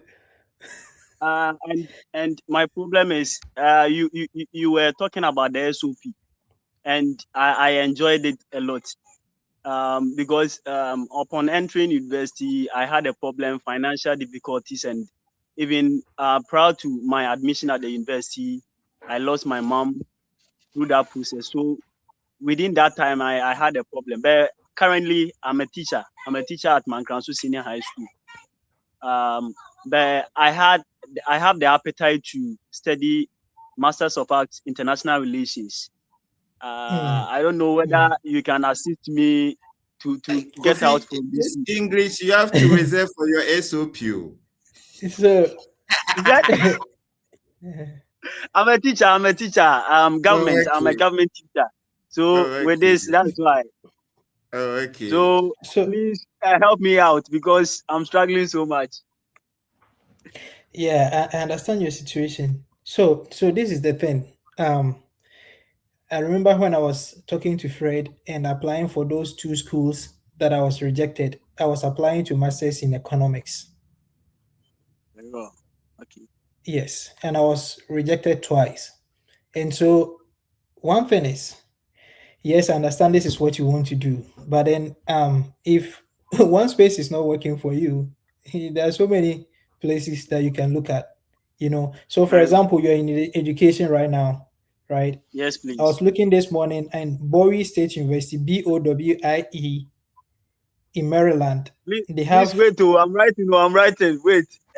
Uh-huh. Hey, government teacher, how hard I'm yes, with all yes. BOWIE State University. They have a program for those in businesses. Um, their business administration, they accept 2.75. Very And then well. if you have experience, I mean work experience, that can compensate a lot. And then Uh, education administration, they also okay. accept 2.5. And then I think IT, Masters in Information Technology, they take like 2.5 as well. And so I mean these are schools that you can look at. If yes, I verified that this morning, so this can be trusted. very well. So yeah, I'll be very happy if you could help me navigate through, because recommendation letter and all those, it has been a hectic. You will call your lecturer for the person to help you draft recommendation letter for you, but Ghana, they don't respond to you. That's the problem. yeah, yes, it's an issue. Yeah, I know that, but yes. So when it comes to navigating the whole process, application process, and all that, the Fred Effect team, I believe they are doing a very wonderful job. And so if you could like get in contact with them, I know they can really help you on that. Very well, very well, And very well. again, I gave my Facebook and Instagram out. So EK a champion. yes, E_K_a champon. Okay, Yeah. Yeah, okay, very well. E_K. Yeah. So So if so Berima Kofi, Yes, please. which school do you teach government? Which senior high school? Mankransu Senior High School in Okay. Ahapana Southwest District. Yeah. So I want you to be the first advocate to ensure that your school gets a website. Now, when you're Okay, able to get the website, it comes with institutional Gmail that your okay, headmaster can have access to institutional Gmail, and some of your college teachers will have access to institutional Gmail, and you also can have access to institutional Gmail. So, which means that if your headmaster and assistant headmaster can recommend you, you are good to go. Now, every senior high school in Ghana, we have IT departments that they are very in well. charge of the IT. Creating website is something they can do. So from today, I want you to go and fight for that. Advocate. Make sure your school gets a registered website which comes with Gmail account, and I'm sure other schools in Mankranso and other cities will learn from Okay, your efforts. So very next well, time very well, you come live, I'll ask you how far you've gone with that. very well, very well. I'll do so. I'll do so because for me, I'm vocal in school. Even I'm Yes, vocal. yes. Yeah.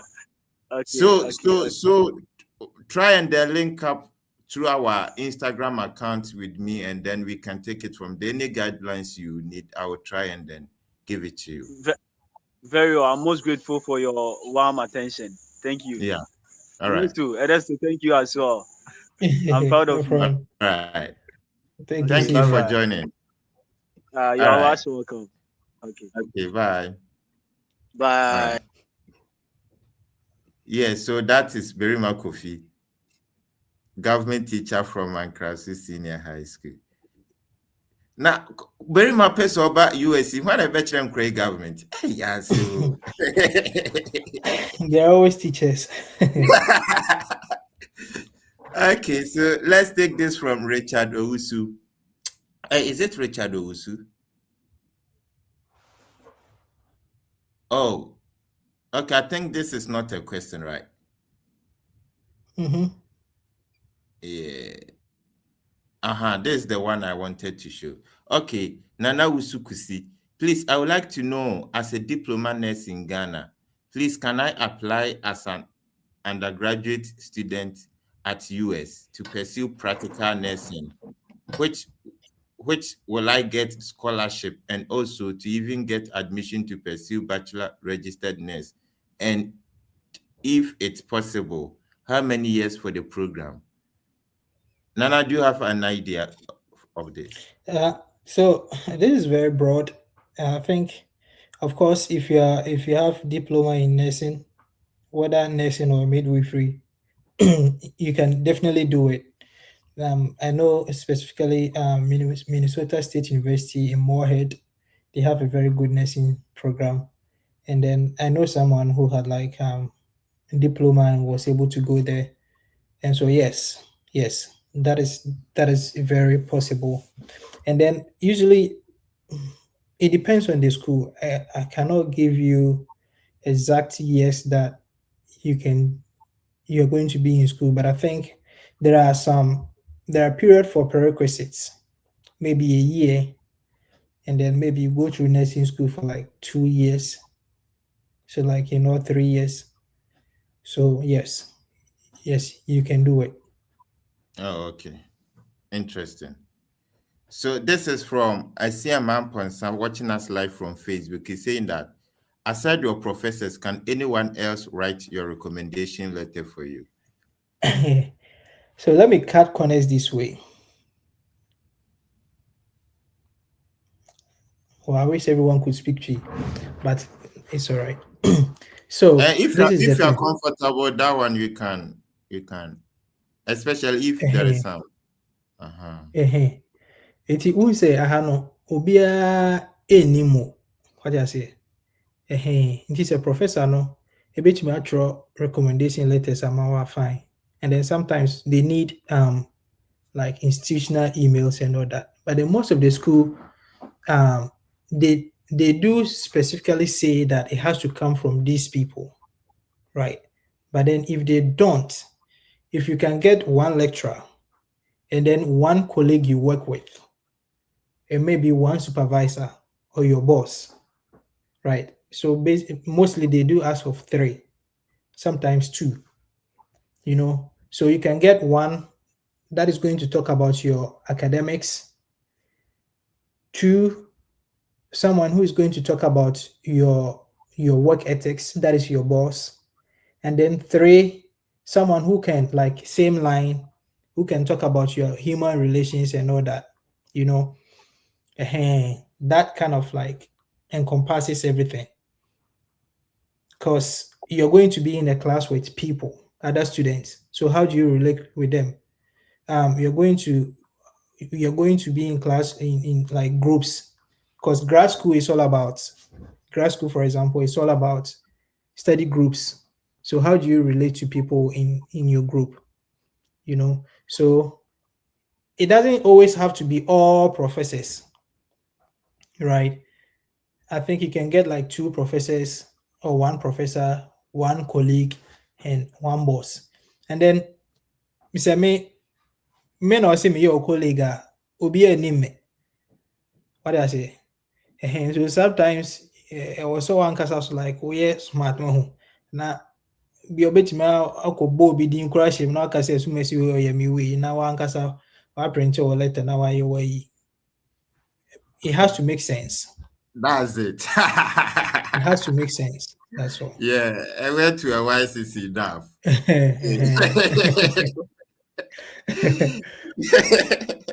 So this is from Johnny watching us from YouTube. He's saying that, please, I want to ask if it's possible to get medical school with full scholarship since I did BSc in nursing.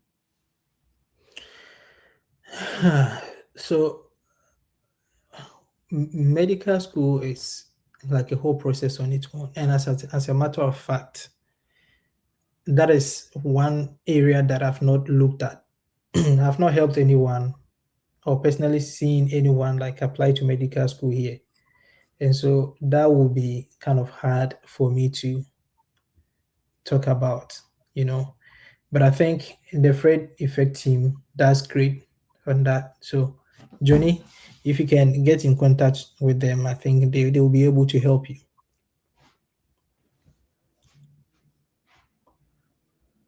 Okay. So this is from Prosper Susie. Mr. Fred, it's good I have you here. My question is, I'm currently working as a plumber in Ghana Water Company, and also pursuing civil engineering. But I wish I could pause the school and join a scholarship program to study IT and media studies in America while I work with a plumbing company in America. Can this be possible, please? Yeah, I mean, technically, as a student, there are restrictions when it comes to schooling and working at the same time. And so, Prosper, I think to best answer your question, you'd have to like navigate these nuances, so that you'll be able to understand it better when it comes to like working and then being in school as well. But then from looking at your experience working with Ghana Water Company and you pursuing civil engineering, I think you're in a good place to join most master's programs in the United States. But then, as to whether you'll be working with an American company and then schooling at the same time, ideally that comes with like so many things to navigate. So one, yes, you can pursue education with your oh, so you mean you can pause the school? Uh without your certificate, I think you'd have to graduate first to get a certificate, and then you continue from there. Okay, that's nice one. So Achampong, you going to right now in the US, do you think there is something you should have known back home before moving to the States? Mm,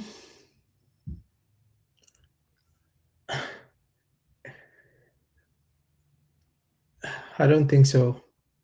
I don't think so. I don't think so. Because I mean, it's more like starting life afresh, And I think US is very accommodating, even though we hear a lot of stories. It has challenges, all right, but then I think it's very accommodating to, regardless where you're coming from, you can have a smooth start. And so I can't think of anything that I wish I knew before I moved here. Because the Yeah. system can still make you right. Oh yes, yes. Of course, there are cultural shocks. I mean, sometimes I was walking on a sidewalk, and then everyone who was meeting me was like going off the grass. I was like, why is everyone doing that? I was shocked. Before I asked somebody, I was like, oh yeah, Americans are not used to like tight spaces. They want personal space. So it's either you go off or they go off. So it was something normal, you Oh, know. okay. So so yeah, I So can't it's think not of like anything. Ghana that you can even pass through their middle and Joe go. Chale, yeah, yeah. Now what she be now what and then yeah, also oh no. It doesn't really work like that. It takes effort to like make friends. Oh, okay. Yeah. Interesting. Yeah, that's nice. I think you see you were talking about recommendations and then SOP. So I'm sure Apia wants to know that with regards to the low CGPA, would transcript evaluation also help? Yeah, yeah. I think sometimes it helps because sometimes working on like different grading scale. Like I know some people use CGPA, some people use CW, something weighted average, something like that. And so if I think sometimes I cannot confirm, but I heard somebody saying that if you're able to like evaluate your transcript, like it's able to like bump your scores up a little bit. Yeah, so I think that might help. Oh, okay. Yes, and I think the only thing I'll add to is you must still check the school you want to apply to, because it's not all schools too that accept transcript evaluation. Evaluation, yes. Yeah. I mean, So sometimes it could be a problem for somebody to evaluate their transcript, like cost and time and all that. So yeah. yeah, that's nice. So please Sammy and Champon, we are almost we've almost done 2 hours. It's crazy. Yeah, do you still have a bit of time? I Yeah, think yeah, a little bit. mm, little bit. Yeah, Okay. yeah. I mean, I can be here to answer some few questions. Okay, so please just some few minutes. If you want to join us live, maybe you can come in. I've shared the link in the comment box. You can come and then ask Ernest any question that you have for him.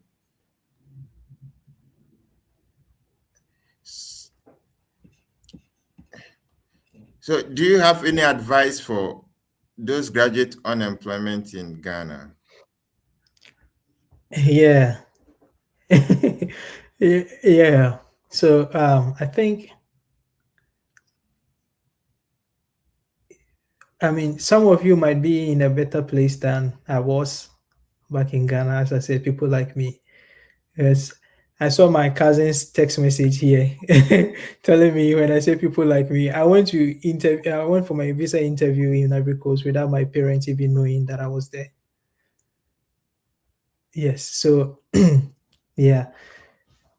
I think it is possible, you know, if you hear somebody go has traveled to United States or anywhere to pursue, it looks like a big thing, but I can tell you it is not big.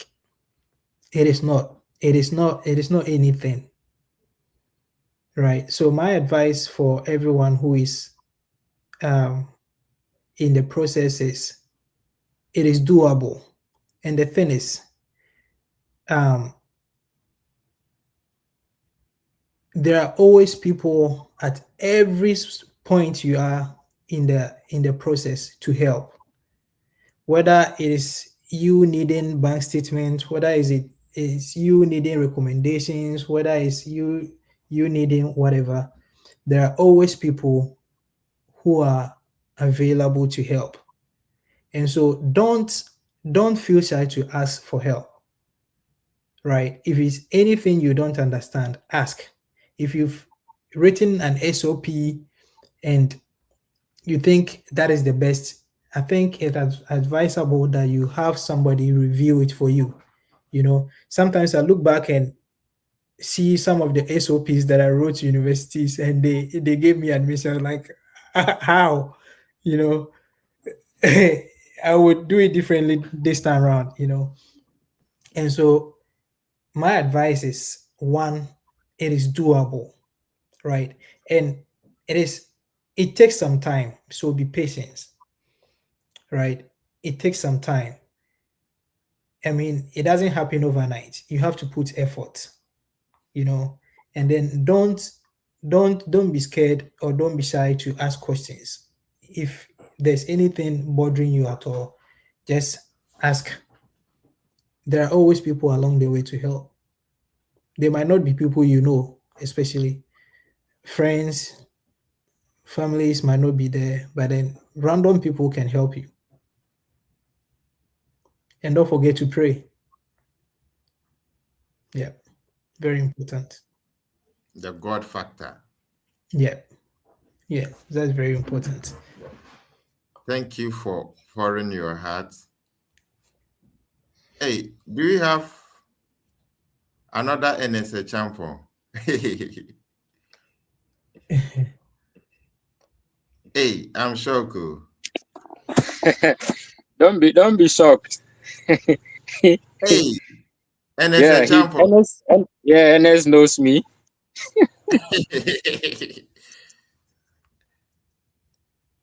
Oh, Yeah. hey, it's Ernest. Wow. Hey, wow, Where I am, the lighting is very poor. So We wow. know, we yes, understand, we understand. yes, I'm NSA really trying hard champion. to. Yeah, Yeah, that's my big thank you. brother.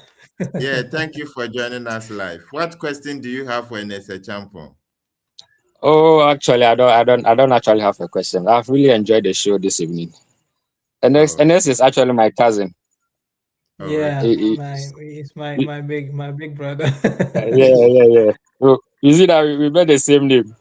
Yeah, Yes. Yes, Ernest. Thank you very much. You've really showed that perseverance is indeed the way to go. You see, when you want to achieve something in life, it's better you play it hard, because you've shown us this evening that if we persevere, Charlie, we also get there. So I just want to advise all of us on this platform this evening that with perseverance, I think we can achieve whatever we want to achieve. Very soon we will get there, because we just started some applications. And then That's great. since you guys are there, we will call on you and then we seek for your assistance. So I'll just have to tell our colleagues here, there, and everywhere that yes, when we don't give up, we will get there. So Okay. thank you very much for this wonderful platform. Ernest too. Uh, God be with you. We Yes, will meet at the yes. back. Sure, sure, sure, sure, sure, sure. okay. Thank you, Ernest, for joining us. Wow. I wasn't expecting that. Small world. Yeah. Ernest, from Ernest Champon to Ernest Champon. Yeah, yeah. All right. So let's take this quick one and then let's see if we can cause today's section to an end. So this is from J. Nisi. It says, please, is it possible to apply for different funding in the same school but different faculties? Yeah, yeah, I think so. I mean, when it comes to funding, it comes in different forms. We have like scholarships, which you don't have to work for, and teaching assistantship, research assistantship, which you have to like do something small for the school, like work your 20 hours, and then in return they give you a stipend, and then teaching waiver as well. So I know certain people who were in my department, like the College of Business, that were working for the biology department, you know. And so I think you can. There are like various scholarships, and then they list their recommendations, and so you read that they list their requirements, and so you read the requirements. It doesn't limit the scholarship to a specific department, and so I think yes, you can apply for funding from different departments in the same school, but then it will purely be based on the requirements for that scholarship. All right. Thank you very much for answering that for us. Okay. Let me pick last question. Then, okay. So this is from Nathaniel. He says, is it late to apply for fall 2026 in order to be considered for funding? Uh, 17 January 2026, 1:40 p.m. So, so policies are things that I cannot change, you know. So the school says if you apply before December 31st, you qualify for the scholarship. That is the school's policy. So even you apply January 1st, you are not counted as part of those. And so that would be down to the the policies of the school. But then again, there are so many schools that you can apply for as at today or even this month that you can still get scholarships. There are so many of them. So you make sure that you're always reading about the school, about their processes, their requirements, and all that. I think that's the way to go. Okay. Thank Yeah. you. So, do you have your final words for our audience today? Yes. I want to thank you, Fred, and the team for hosting me today, and I want to encourage everyone who is watching right now that it is possible. It might take some time. It might take some time. It doesn't come overnight, but I think um, you can do it. And if you are hitting at one place and it's not working, if you are applying for mathematics and it's not working, what about you apply for stats? What about you apply for analytics? What about you apply for something else? I was applying for economics, it wasn't working for me. I applied for MBA, it did. I applied for business analytics, it did. I applied for health administration, it did. You know, and so if you're hitting at one place that is not working, try to like re-strategize yourself and then looking at look at other spaces. I believe it will work. And then since today is about low GPA, I want to reiterate that low GPA low GPA shouldn't be an excuse. There are so many things you can do to to compensate for that. The bridge, the SOPs. If you're applying for a school that is specifically saying that we need a 3.2 and then you have a 2.5, right? Why not look at schools that accept 2.5 or 2.7? Now your media no na say umbetia bafoma. So yeah, I think if you're looking at one side and it's not helping, try the other side. Okay. One more thing. All right. Sorry. You don't have to have it all together. And there's just a few of them, people who are able to like get everything all together, right? You don't have to get it all together. Ask for help. Don't forget, ask for help. There are people to help. That's what I can say. At this point, I don't think there is nothing to say again. So please, to those of us who missed the introduction today, we share, we were able to host a champon who is from Drobo, somewhere in Drobo. In fact, Adamsu. this Adamsu, So the point is, if from Adamsu to Drobo to Cote d'Ivoire and now to the States with 2 masters has been able to do it, then the truth of the matter is it is also possible. That is the story. And that's why we continue to bring on different people for them to share their experiences so that you can also learn from it. So we don't know where you have gotten to in this process, but the truth of the matter is never give up. Try and then learn from this information that we are given, and I'm sure your study abroad is going to be a success. Remember, denial or rejection is part of the process, but it doesn't mean that you have to give up. As a champion said, his first 2 admission was that we are sorry, we can't offer you admission. It's not like he even got admission without fund, He didn't get admission, but he didn't give up. And now here he is in the United States with 2 masters. And I'm sure by the time he will come to Ghana, you rather call him Doctor a champion or Professor a champion. It's possible. It is. Yes, and one thing that I took from today's conversation is that it says that these universities in the United States look at the potentials in you, not what you have done and you were not able to succeed, but what you are capable of doing, and that is potential. There is that thing in you that is still not out, and that is what the university is interested in.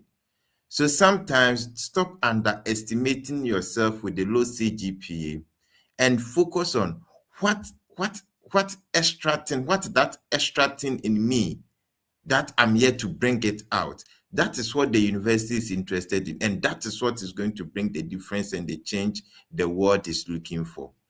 So never underestimate yourself, have faith, and as usual, never take God from this journey.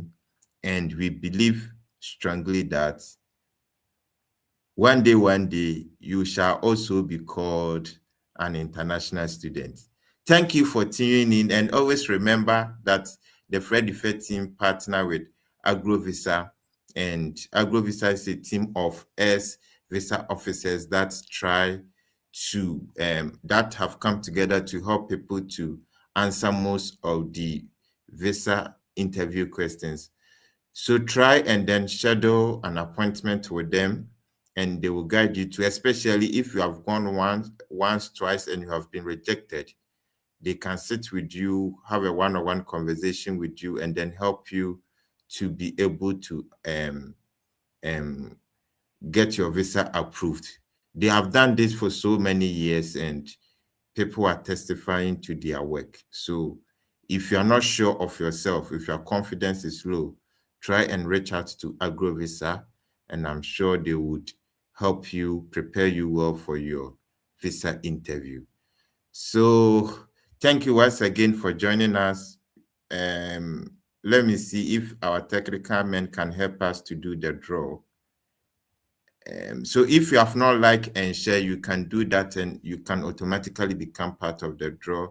And I'm sure, Ernest, would you be able to mentor the one who will win today? So what we do is that we do draw after the show. And if you win, the Freddy Fair team will mentor you through the process. So if you are willing to mentor, then as soon as the one who will win, we will just hand the person over to you, and then you mentor the person through the process. Are you ready for that? Yeah, yes, sir. I was muted. Oh, okay. So I think we can start the draw now.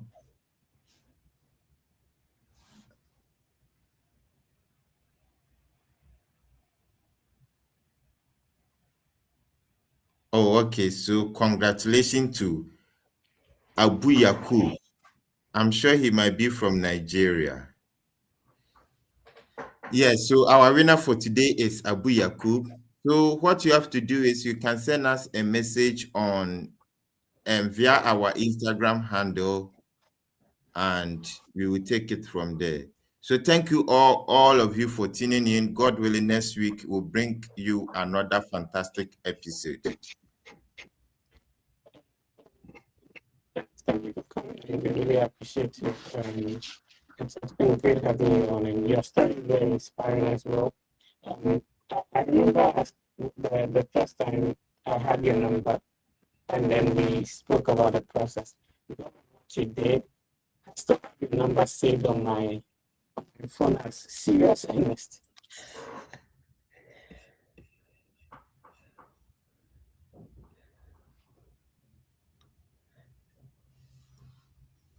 Did he drop? Okay.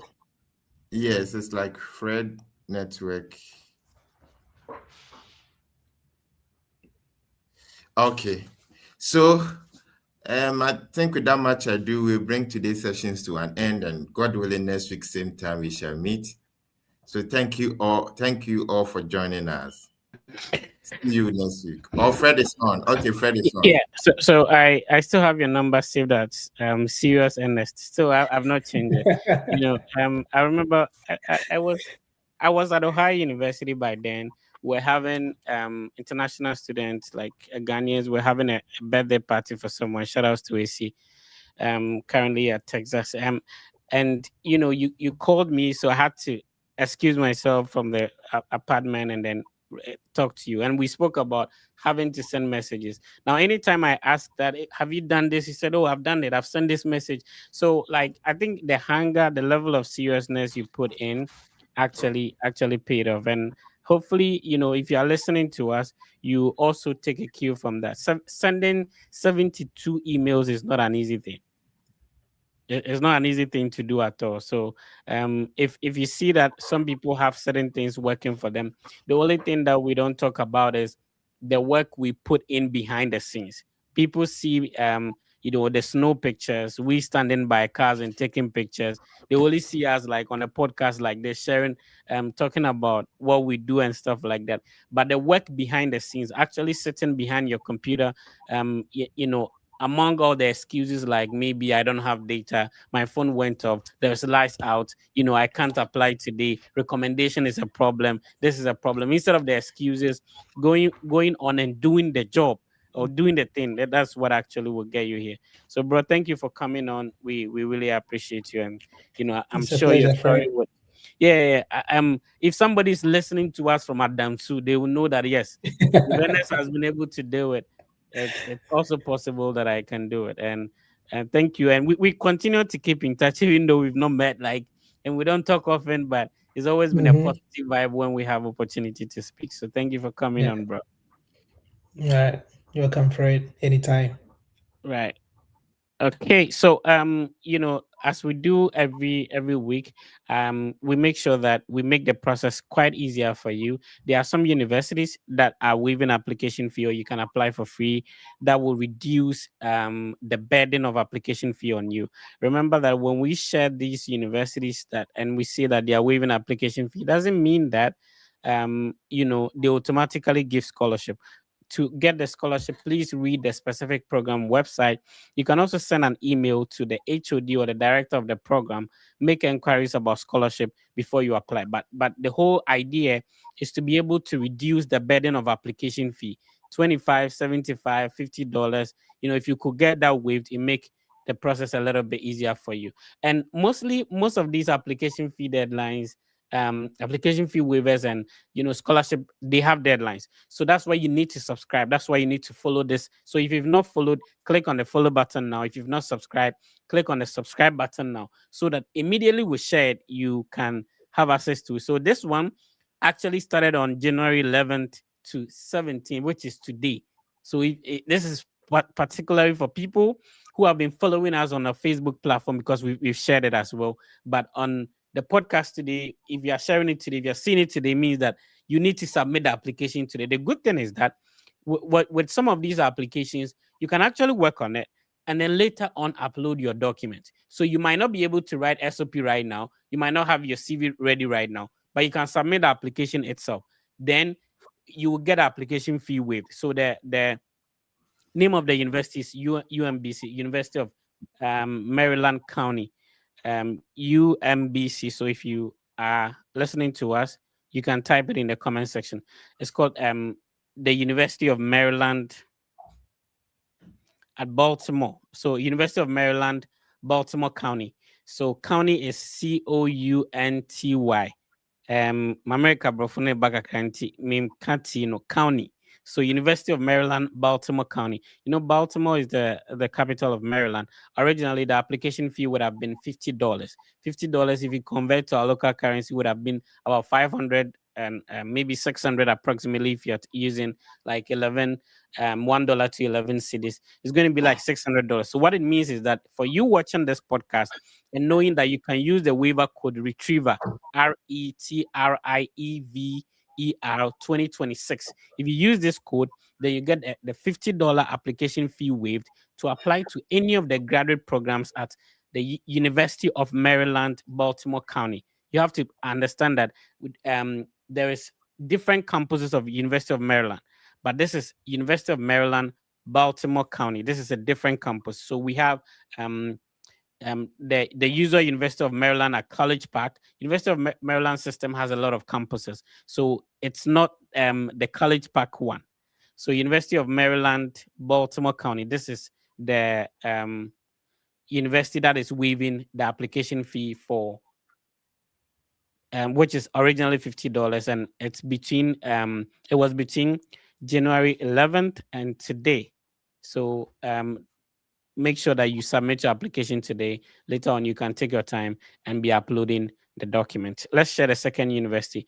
Actually, this is an Ivy League, which the application fee would have been over 100, but they have a step-by-step approach you can follow in order to get the application fee waived. So Yale, this is for undergraduate. If you have a high school qualification or diploma, the first year and transfer application fee waiver. So first year freshman, that is when you're starting from level 100.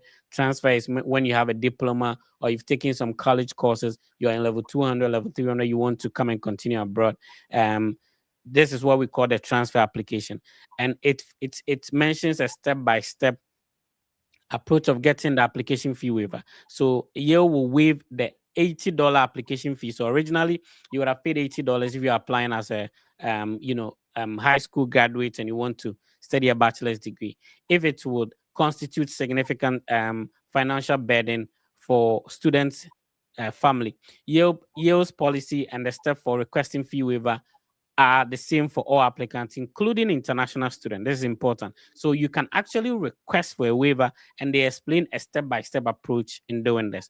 I'll keep this on a little bit. It makes it easier for you to read. I'll also send you the link in the comment section so you can click on that. It takes you directly to the website to know how you can get the waiver.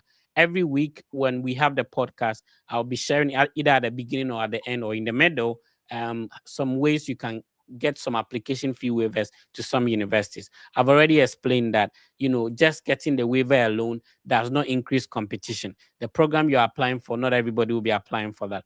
Also, you paying the application fee does not guarantee admission. It just helps to take away the financial burden of application fee if you're especially working on a lot of universities. And in any way, if somebody is finding a way to get an application fee waiver and you also pay, is the same thing. So that is it. So make sure you tune in and you subscribe so that whenever we are live, you also get a notification, because some of these application fee waivers have deadlines, just like the first one we shared, which is the University of Maryland, Baltimore County, the UMBC. All right, so it's been a great section. Remember, you can easily get in touch with the Fred Effect team. Remember, you can easily get in touch with the Fred Effect team on Instagram. Just send us a message on Instagram. The Fred Effect is verified. And then if you have a high school qualification, make sure you send us your high school WASI results or high school results.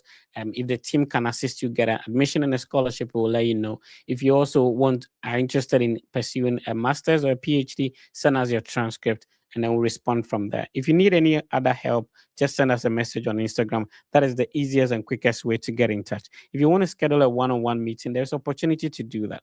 We are not only providing information, we make ourselves available so that you can get in touch. If you have any personal questions, stuff like that, we'll be happy to provide responses to that. So send us a direct message on Instagram. We'll be happy to respond. And you can also schedule a one-on-one meeting. We do have a partnership with Argo Visa. Argo Visa is a team of ex-visa officers. If you are preparing for a visa interview, it's now a little bit challenging securing a visa interview date. So once you're able to get one, please don't mess it up. Schedule a one-on-one conversation. Talk to an ex-visa officer before you go to the embassy to speak with a visa officer. It's been great having you on. I need you to be positive and know that everything will be fine. It's been a great session. Ben was the host for today. Our guest was Ernest. Remember, this session will still be live across all the Fred Effect social media platforms. So on YouTube, on TikTok, on X, on Facebook, this session will be live. So if you couldn't listen earlier, you can now go and play it back, including all the other live sessions we've had, so that you can learn from the experiences of other people who have gone through the process to study abroad, making it easier for you to also do so. The name has been the Fred Effect. This continues to be the biggest study abroad content platform. The family is over close to 30,000 on Instagram. We are over 200,000 on TikTok. On YouTube, we are over 180,000. On Facebook, we are over 150, almost 160,000. So this has been a consistent effort to impact lives through higher education abroad. Be positive and know that everything will be fine. If you are still working on a process, there are still universities to apply to in fall 2026. Please, there are some universities that the deadline is in February, March, some are in January 30th and all that. You are not late. You can still submit your application to be considered for admission. Be positive and know that everything will be fine. We will meet you next week. Bye.